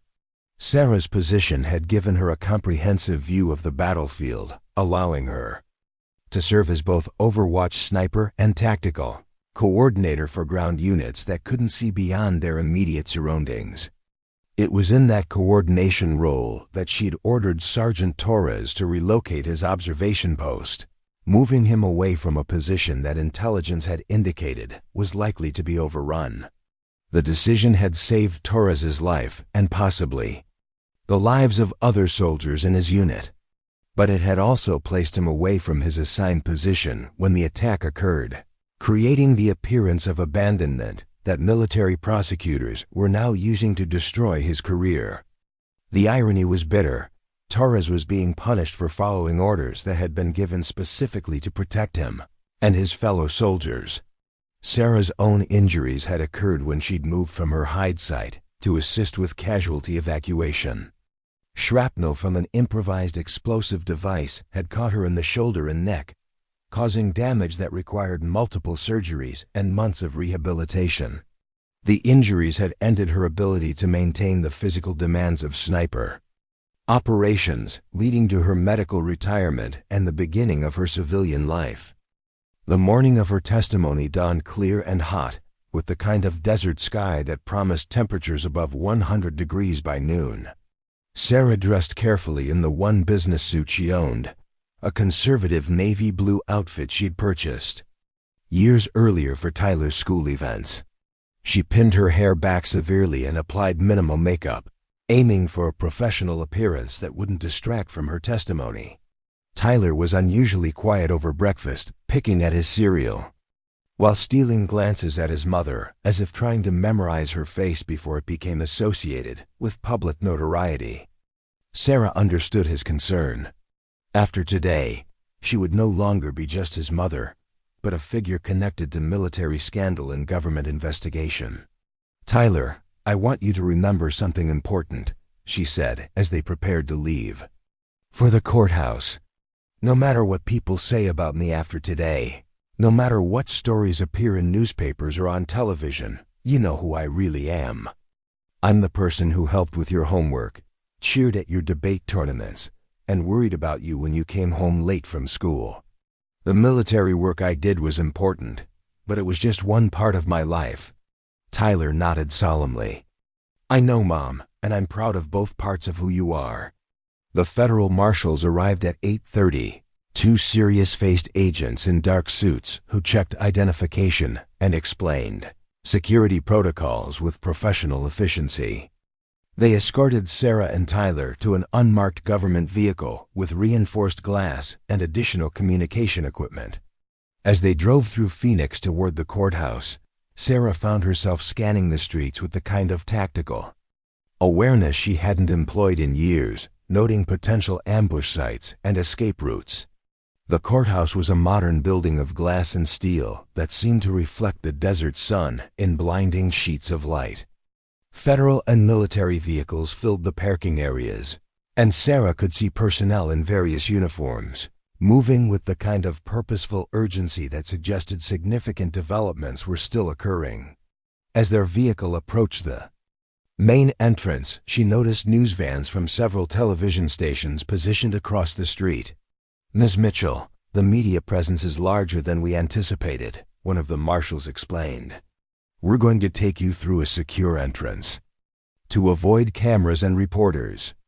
Sarah felt her stomach clench as she realized that news of her testimony had somehow leaked to the press.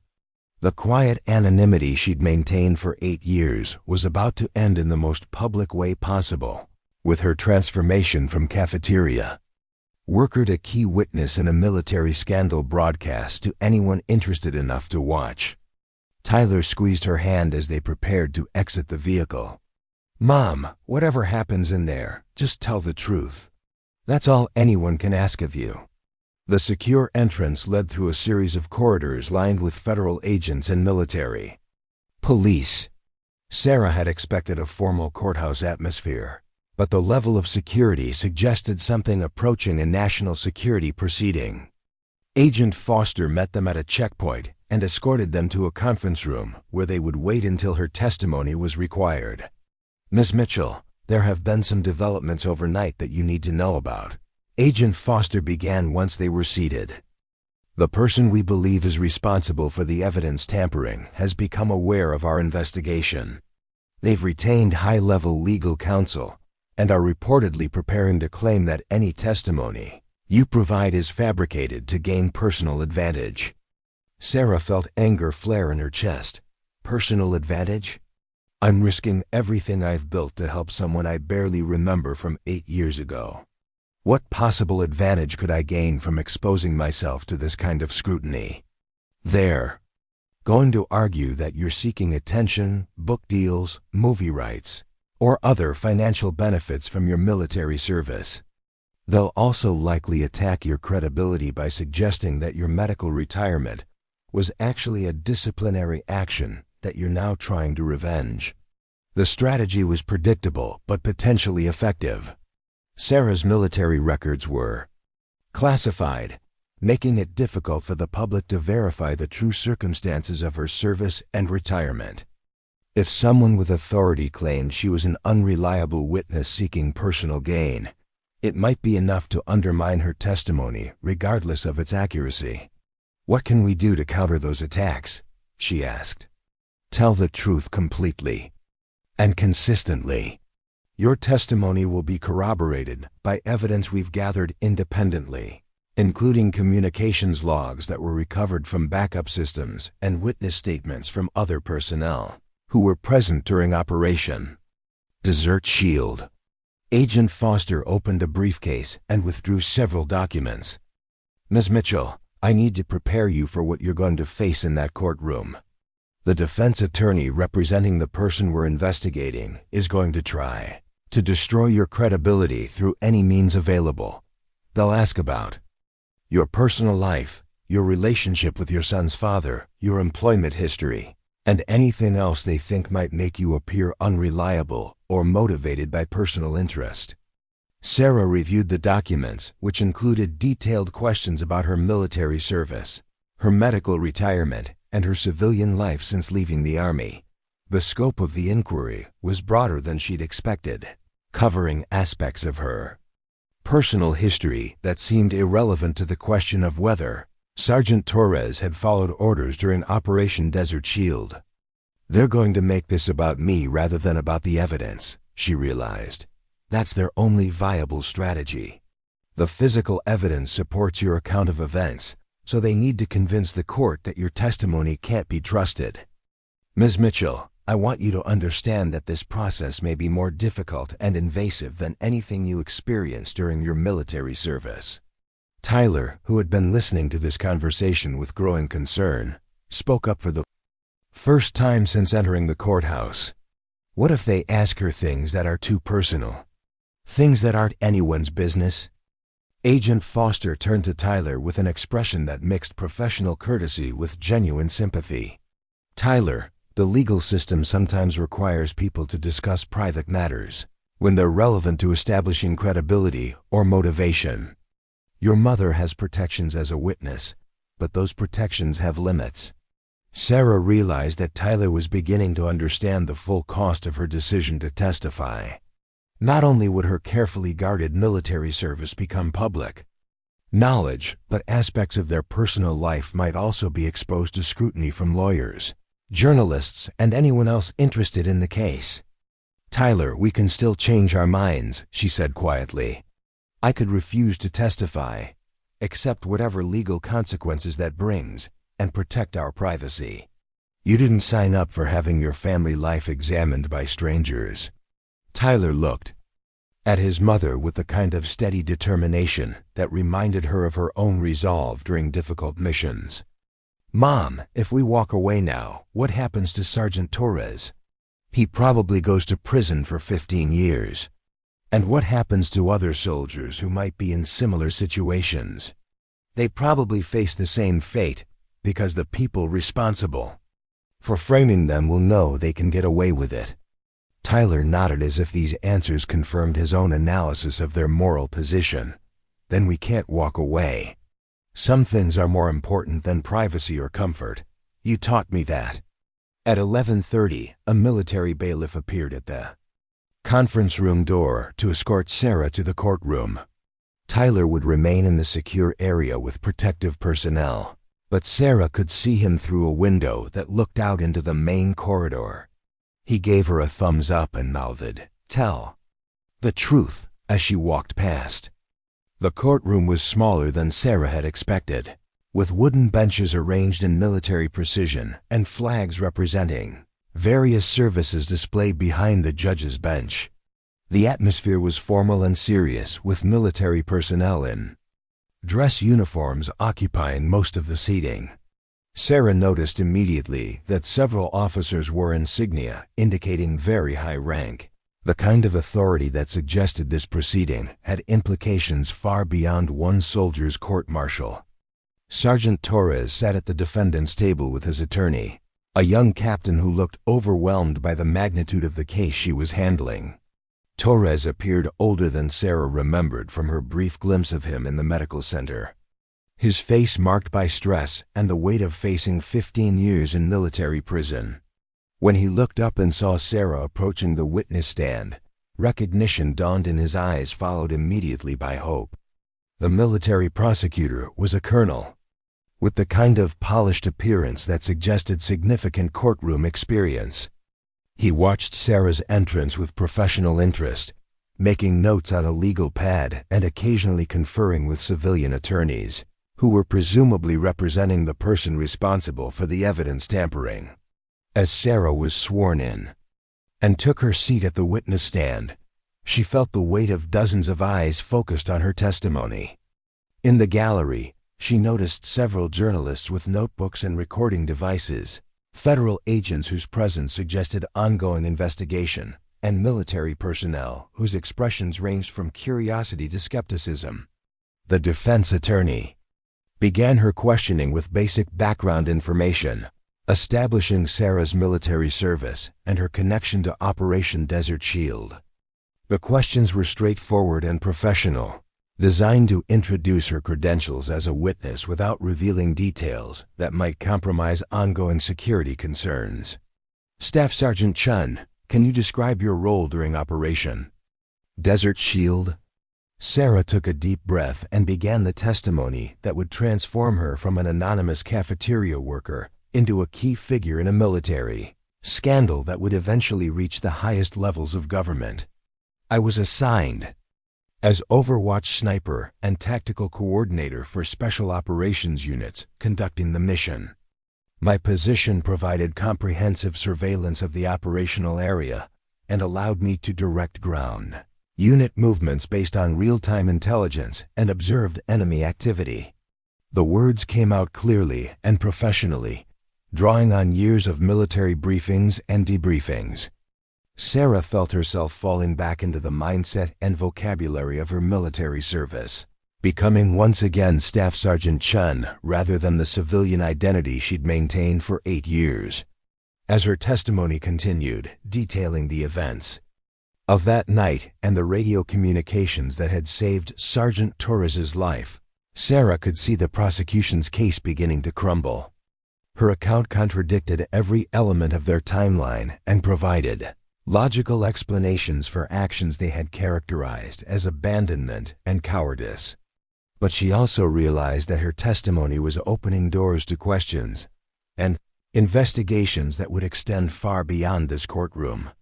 The systematic evidence tampering that had been used to frame Sergeant Torres represented a pattern of corruption that would require extensive investigation to fully expose. Sarah Mitchell, cafeteria worker and single mother, was disappearing forever. In her place stood Staff Sergeant Sarah Chun, the witness who would help bring down one of the most significant military scandals in recent memory. The prosecution's cross-examination began with surgical precision, designed to dismantle Sarah's credibility through a carefully orchestrated attack on her character and motivations.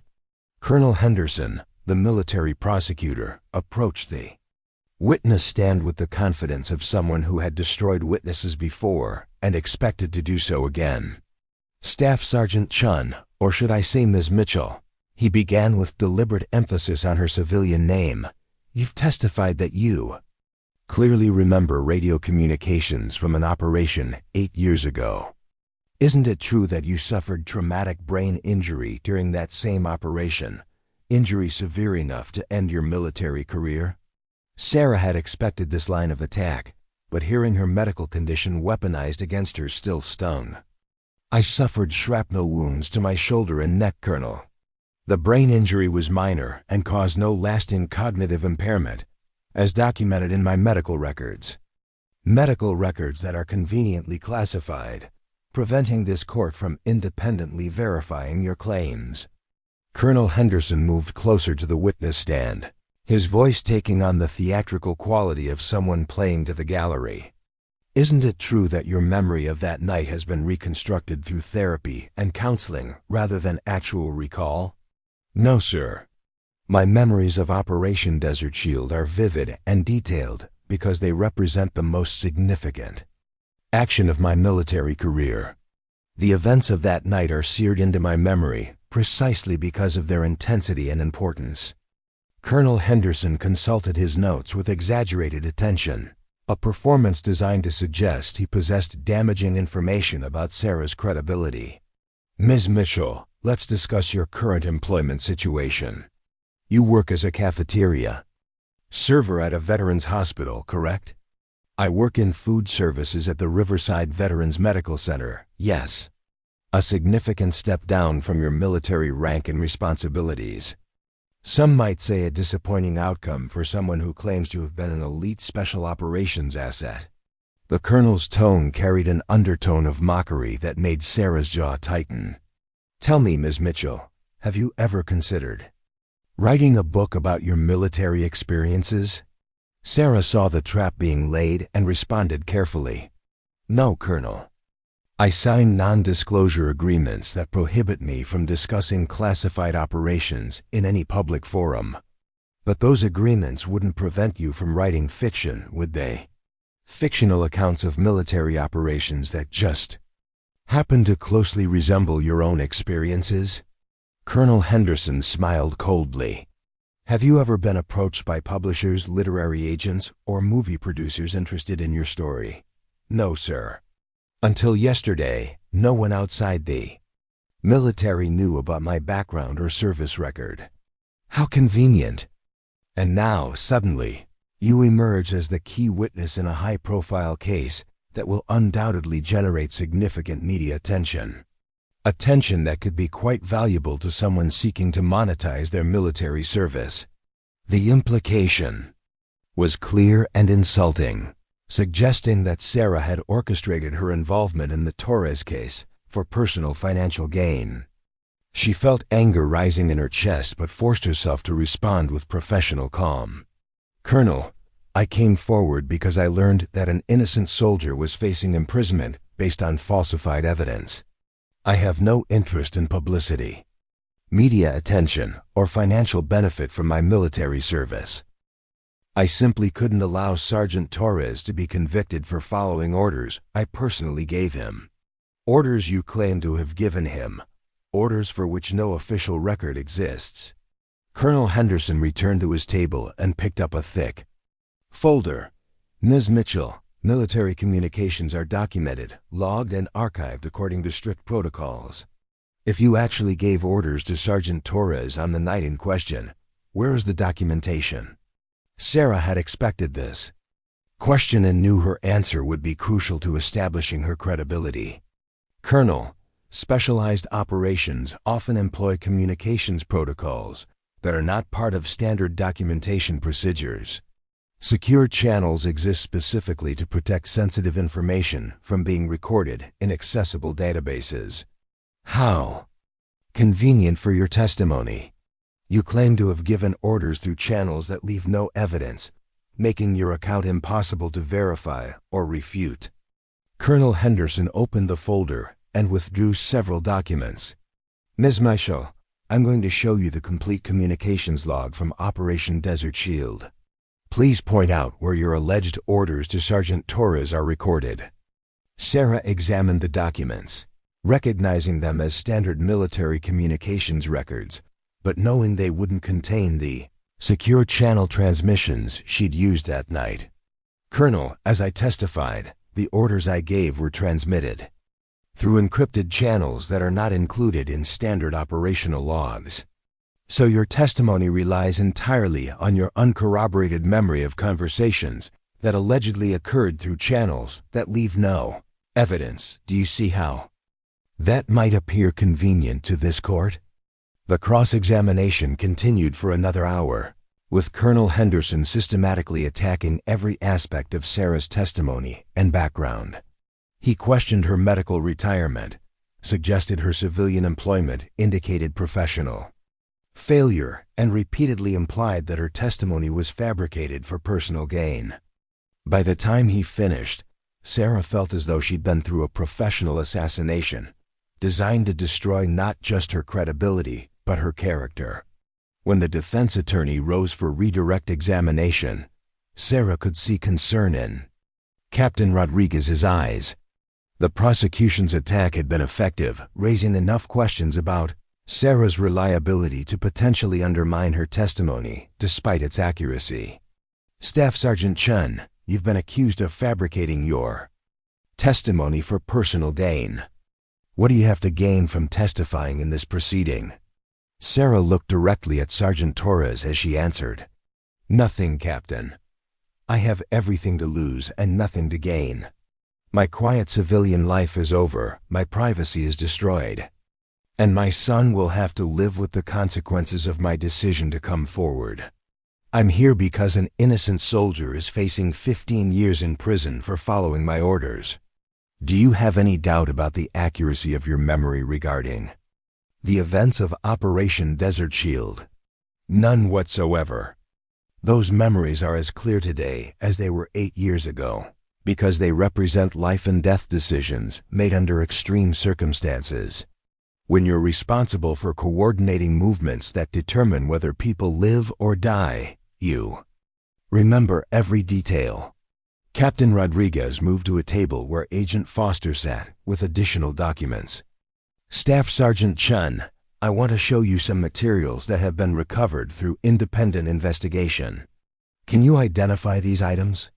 Sarah examined the documents, recognizing them immediately as backup communications logs that had been stored on classified servers. These logs contained the secure channel transmissions that Colonel Henderson had claimed didn't exist, including her direct orders to Eco 7 to relocate his observation post. These are backup communications records from the secure channels used during Operation Desert Shield. They contain the exact transmissions I described in my testimony, including my orders to Sergeant Torres. The revelation sent a ripple of reaction through the courtroom.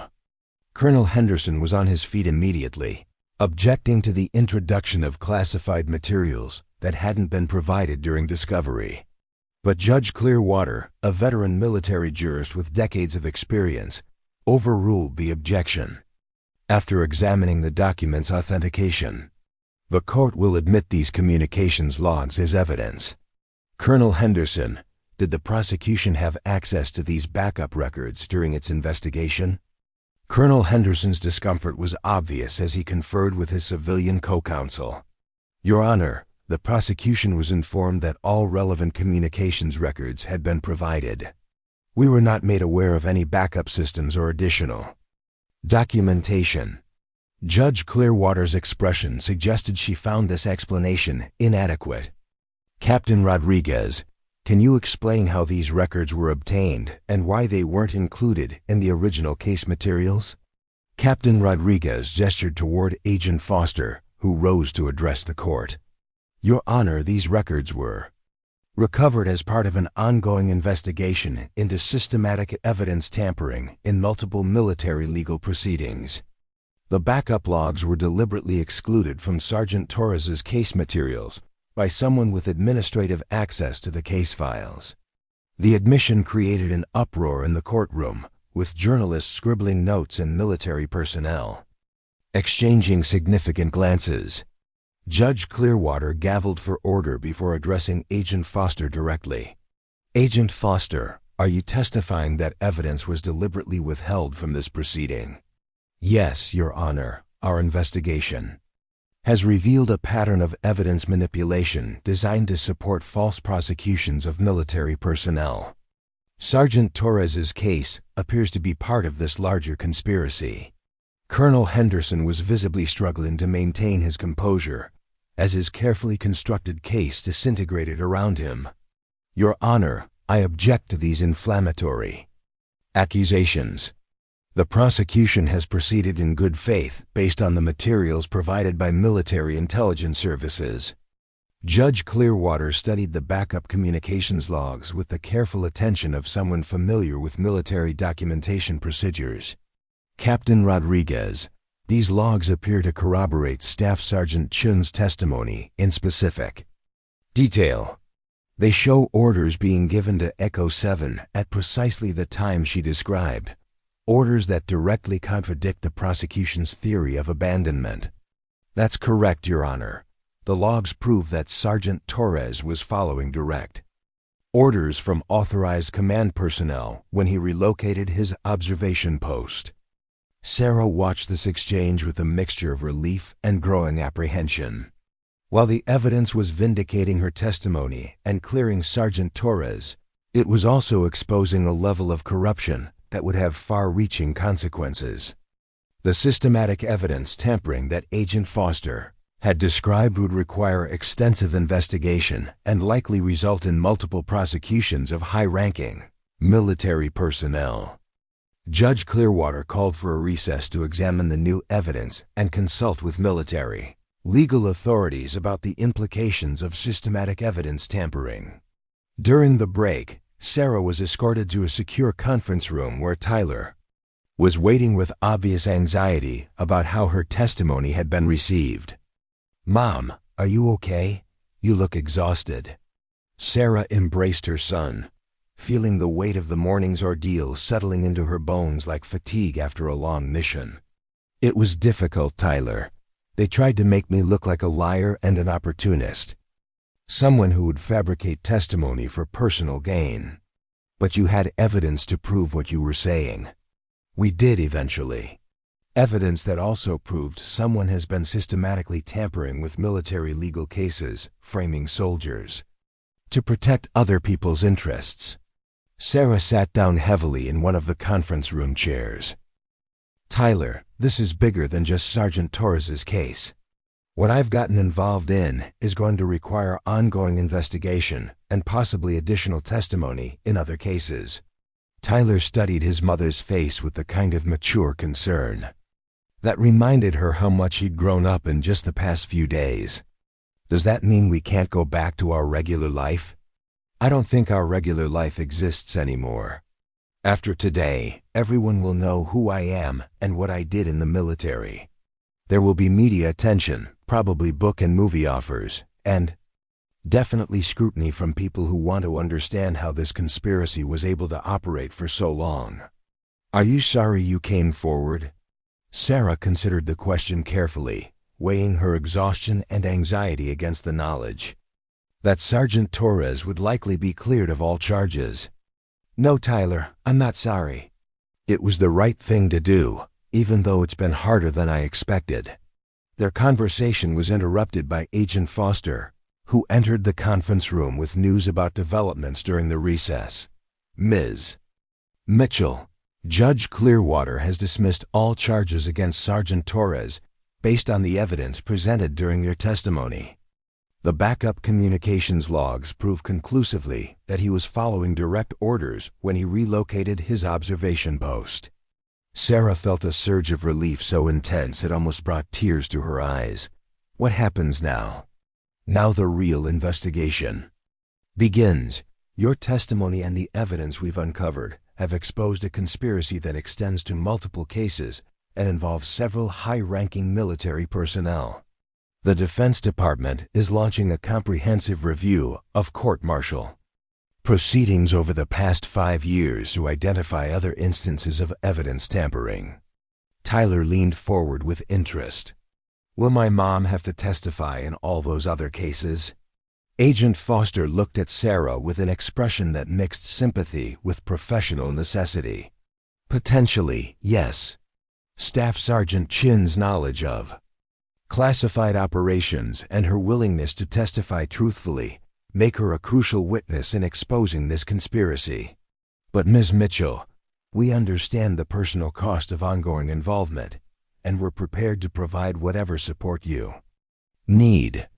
The afternoon session began with Judge Clearwater's formal announcement that all charges against Sergeant Torres were dismissed with prejudice, meaning they could never be refiled. The courtroom erupted in applause as Torres embraced his attorney and looked towards Sarah with obvious gratitude. But the judge's next announcement created a different kind of reaction.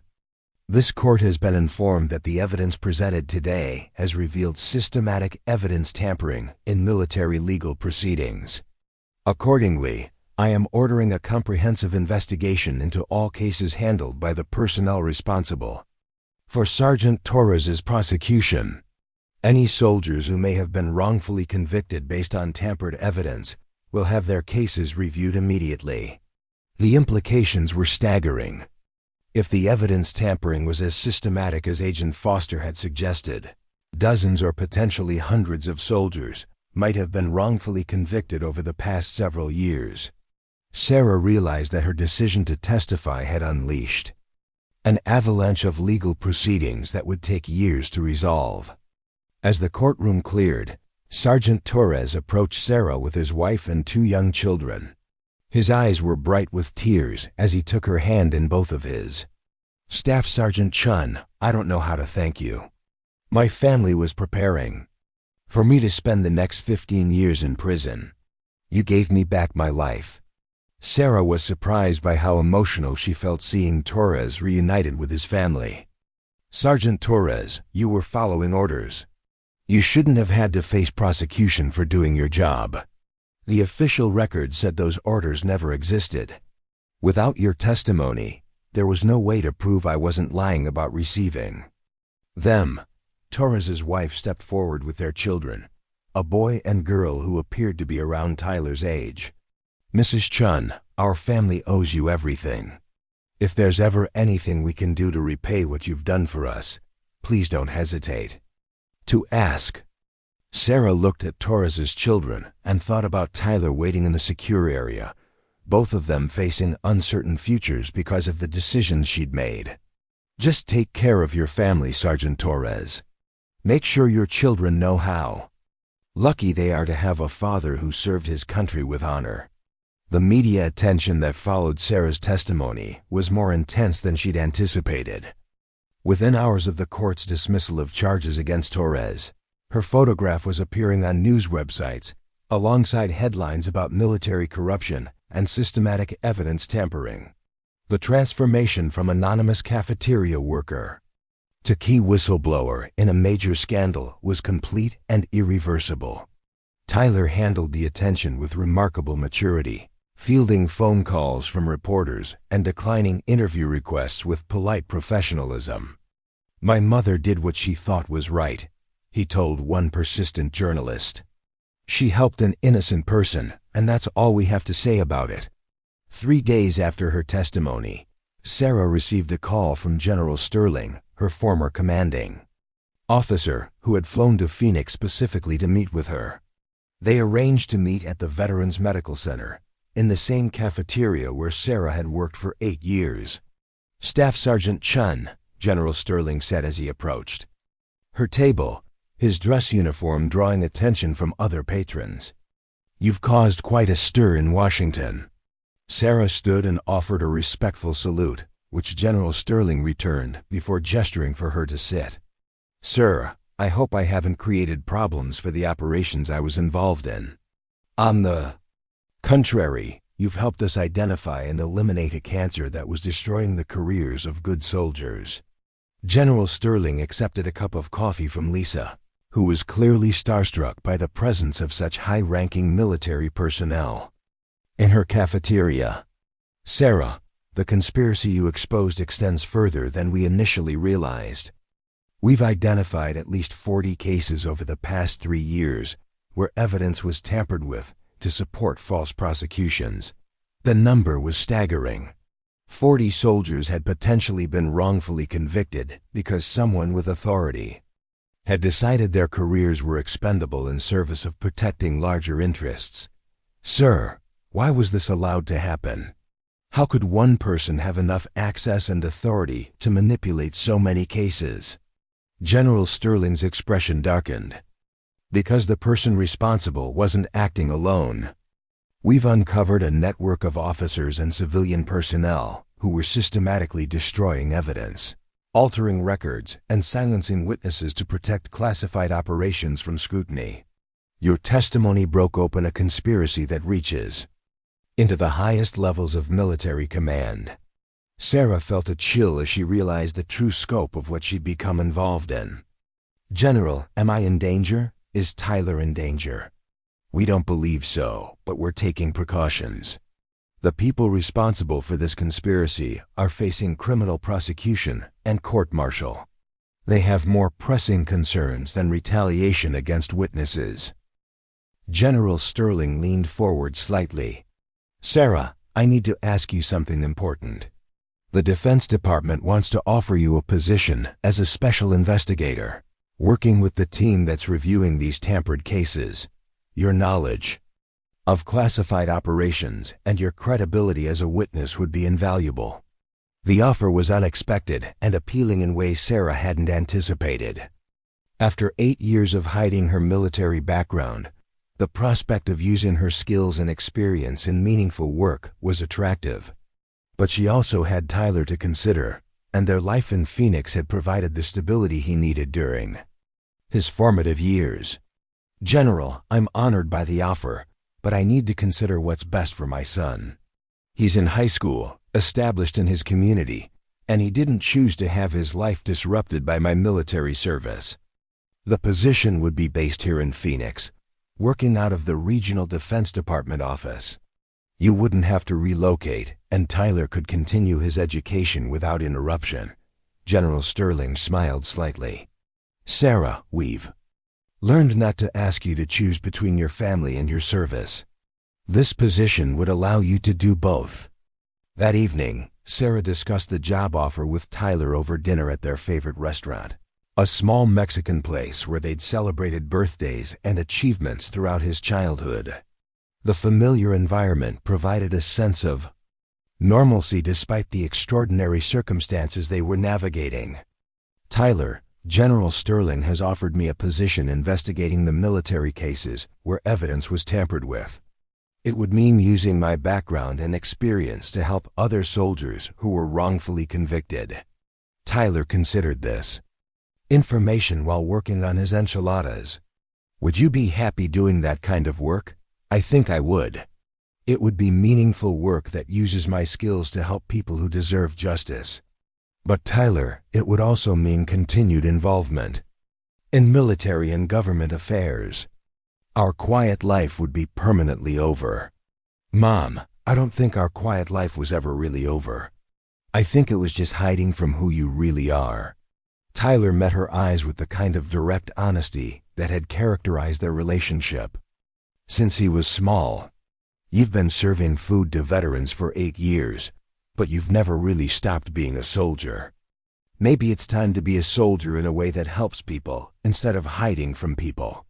The wisdom in Tyler's observation struck Sarah with surprising force. She had indeed never stopped being a soldier. She'd simply found a way to serve that felt safe and undemanding. But safety and anonymity hadn't ultimately protected her from being drawn back into military affairs when her knowledge was needed to prevent injustice. If I take this position, Tyler, there will be ongoing media attention, probably more testimony in other cases, and definitely scrutiny of our family that we can't control. But there will also be soldiers who get their lives back because you helped prove they were innocent. That seems worth some inconvenience. Tyler smiled with the kind of mature perspective that reminded Sarah how lucky she was to have him as her son. Besides, Mom, I'm proud of who you are. All of who you are. I don't want you to hide anymore. 2 weeks later, Sarah began her new position as Special Investigator for Military Justice Review, working out of the Defense Department's regional office in Phoenix. Her first assignment was reviewing the case of Staff Sergeant Maria Gonzalez, a logistics specialist who had been convicted of theft, based on evidence that subsequent investigation had revealed to be fabricated. The work was challenging and emotionally demanding, requiring Sarah to immerse herself in military, legal proceedings that had destroyed careers and lives through systematic deception. But it was also profoundly meaningful, offering her the opportunity to use her knowledge and credibility to restore justice to soldiers who had been wrongfully convicted. Tyler adapted to their new circumstances with remarkable resilience, handling media attention and social curiosity with the same maturity he'd shown throughout the ordeal. He started a blog about military families and the challenges of growing up with parents whose service involved classified operations, writing with insight and compassion about issues that most teenagers never had to consider. 6 months after her testimony in Sergeant Torres's case, Sarah received an invitation to speak at the Pentagon about her experience exposing military corruption. The invitation came from Secretary of Defense Martinez, who wanted her to address senior military leadership about the importance of whistleblower protection and the dangers of allowing systematic evidence tampering to continue unchecked. Standing before an audience of generals, admirals, and senior Defense Department officials, Sarah felt the weight of her transformation from invisible cafeteria worker to prominent advocate for military justice.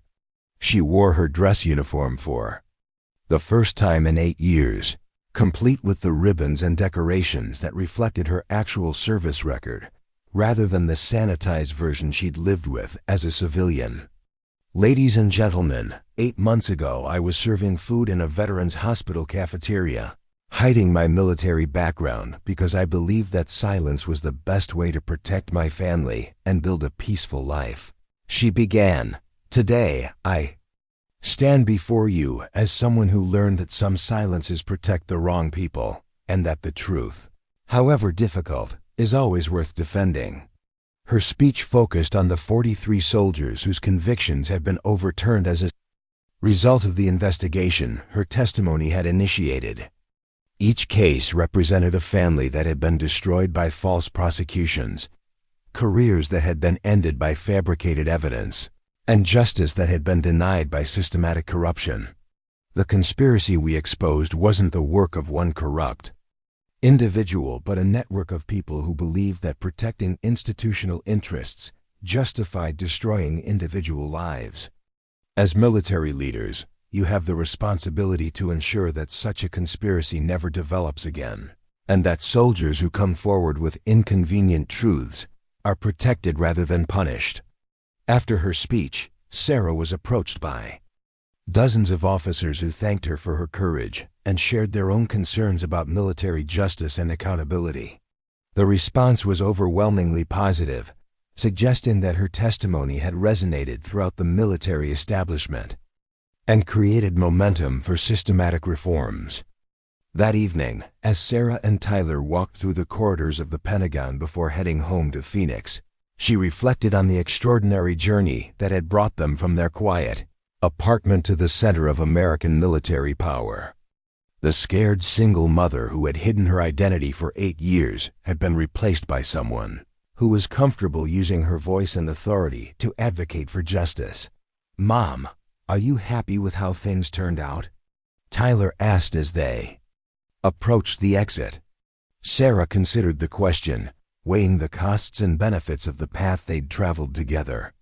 "Tyler, I'm proud of what we've accomplished and grateful for the opportunity to help people who needed advocates. But mostly, I'm proud of you and how you've handled all of this change and uncertainty. I'm proud of you too, Mom, not just for what you did in the Army, but for having the courage to speak up when it mattered. You taught me that doing the right thing isn't always easy, but it's always worth it." As they walked out into the Virginia evening, Sarah felt a sense of completion that had eluded her throughout her civilian years. She was no longer hiding from her past or apologizing for her service. She was Staff Sergeant Sarah Chun, mother, advocate, and witness to the truth that had set dozens of innocent soldiers free and helped reform a system that had lost its way. The titanium ring she wore openly now was no longer a hidden burden, but a symbol of service that had evolved from taking lives to saving them.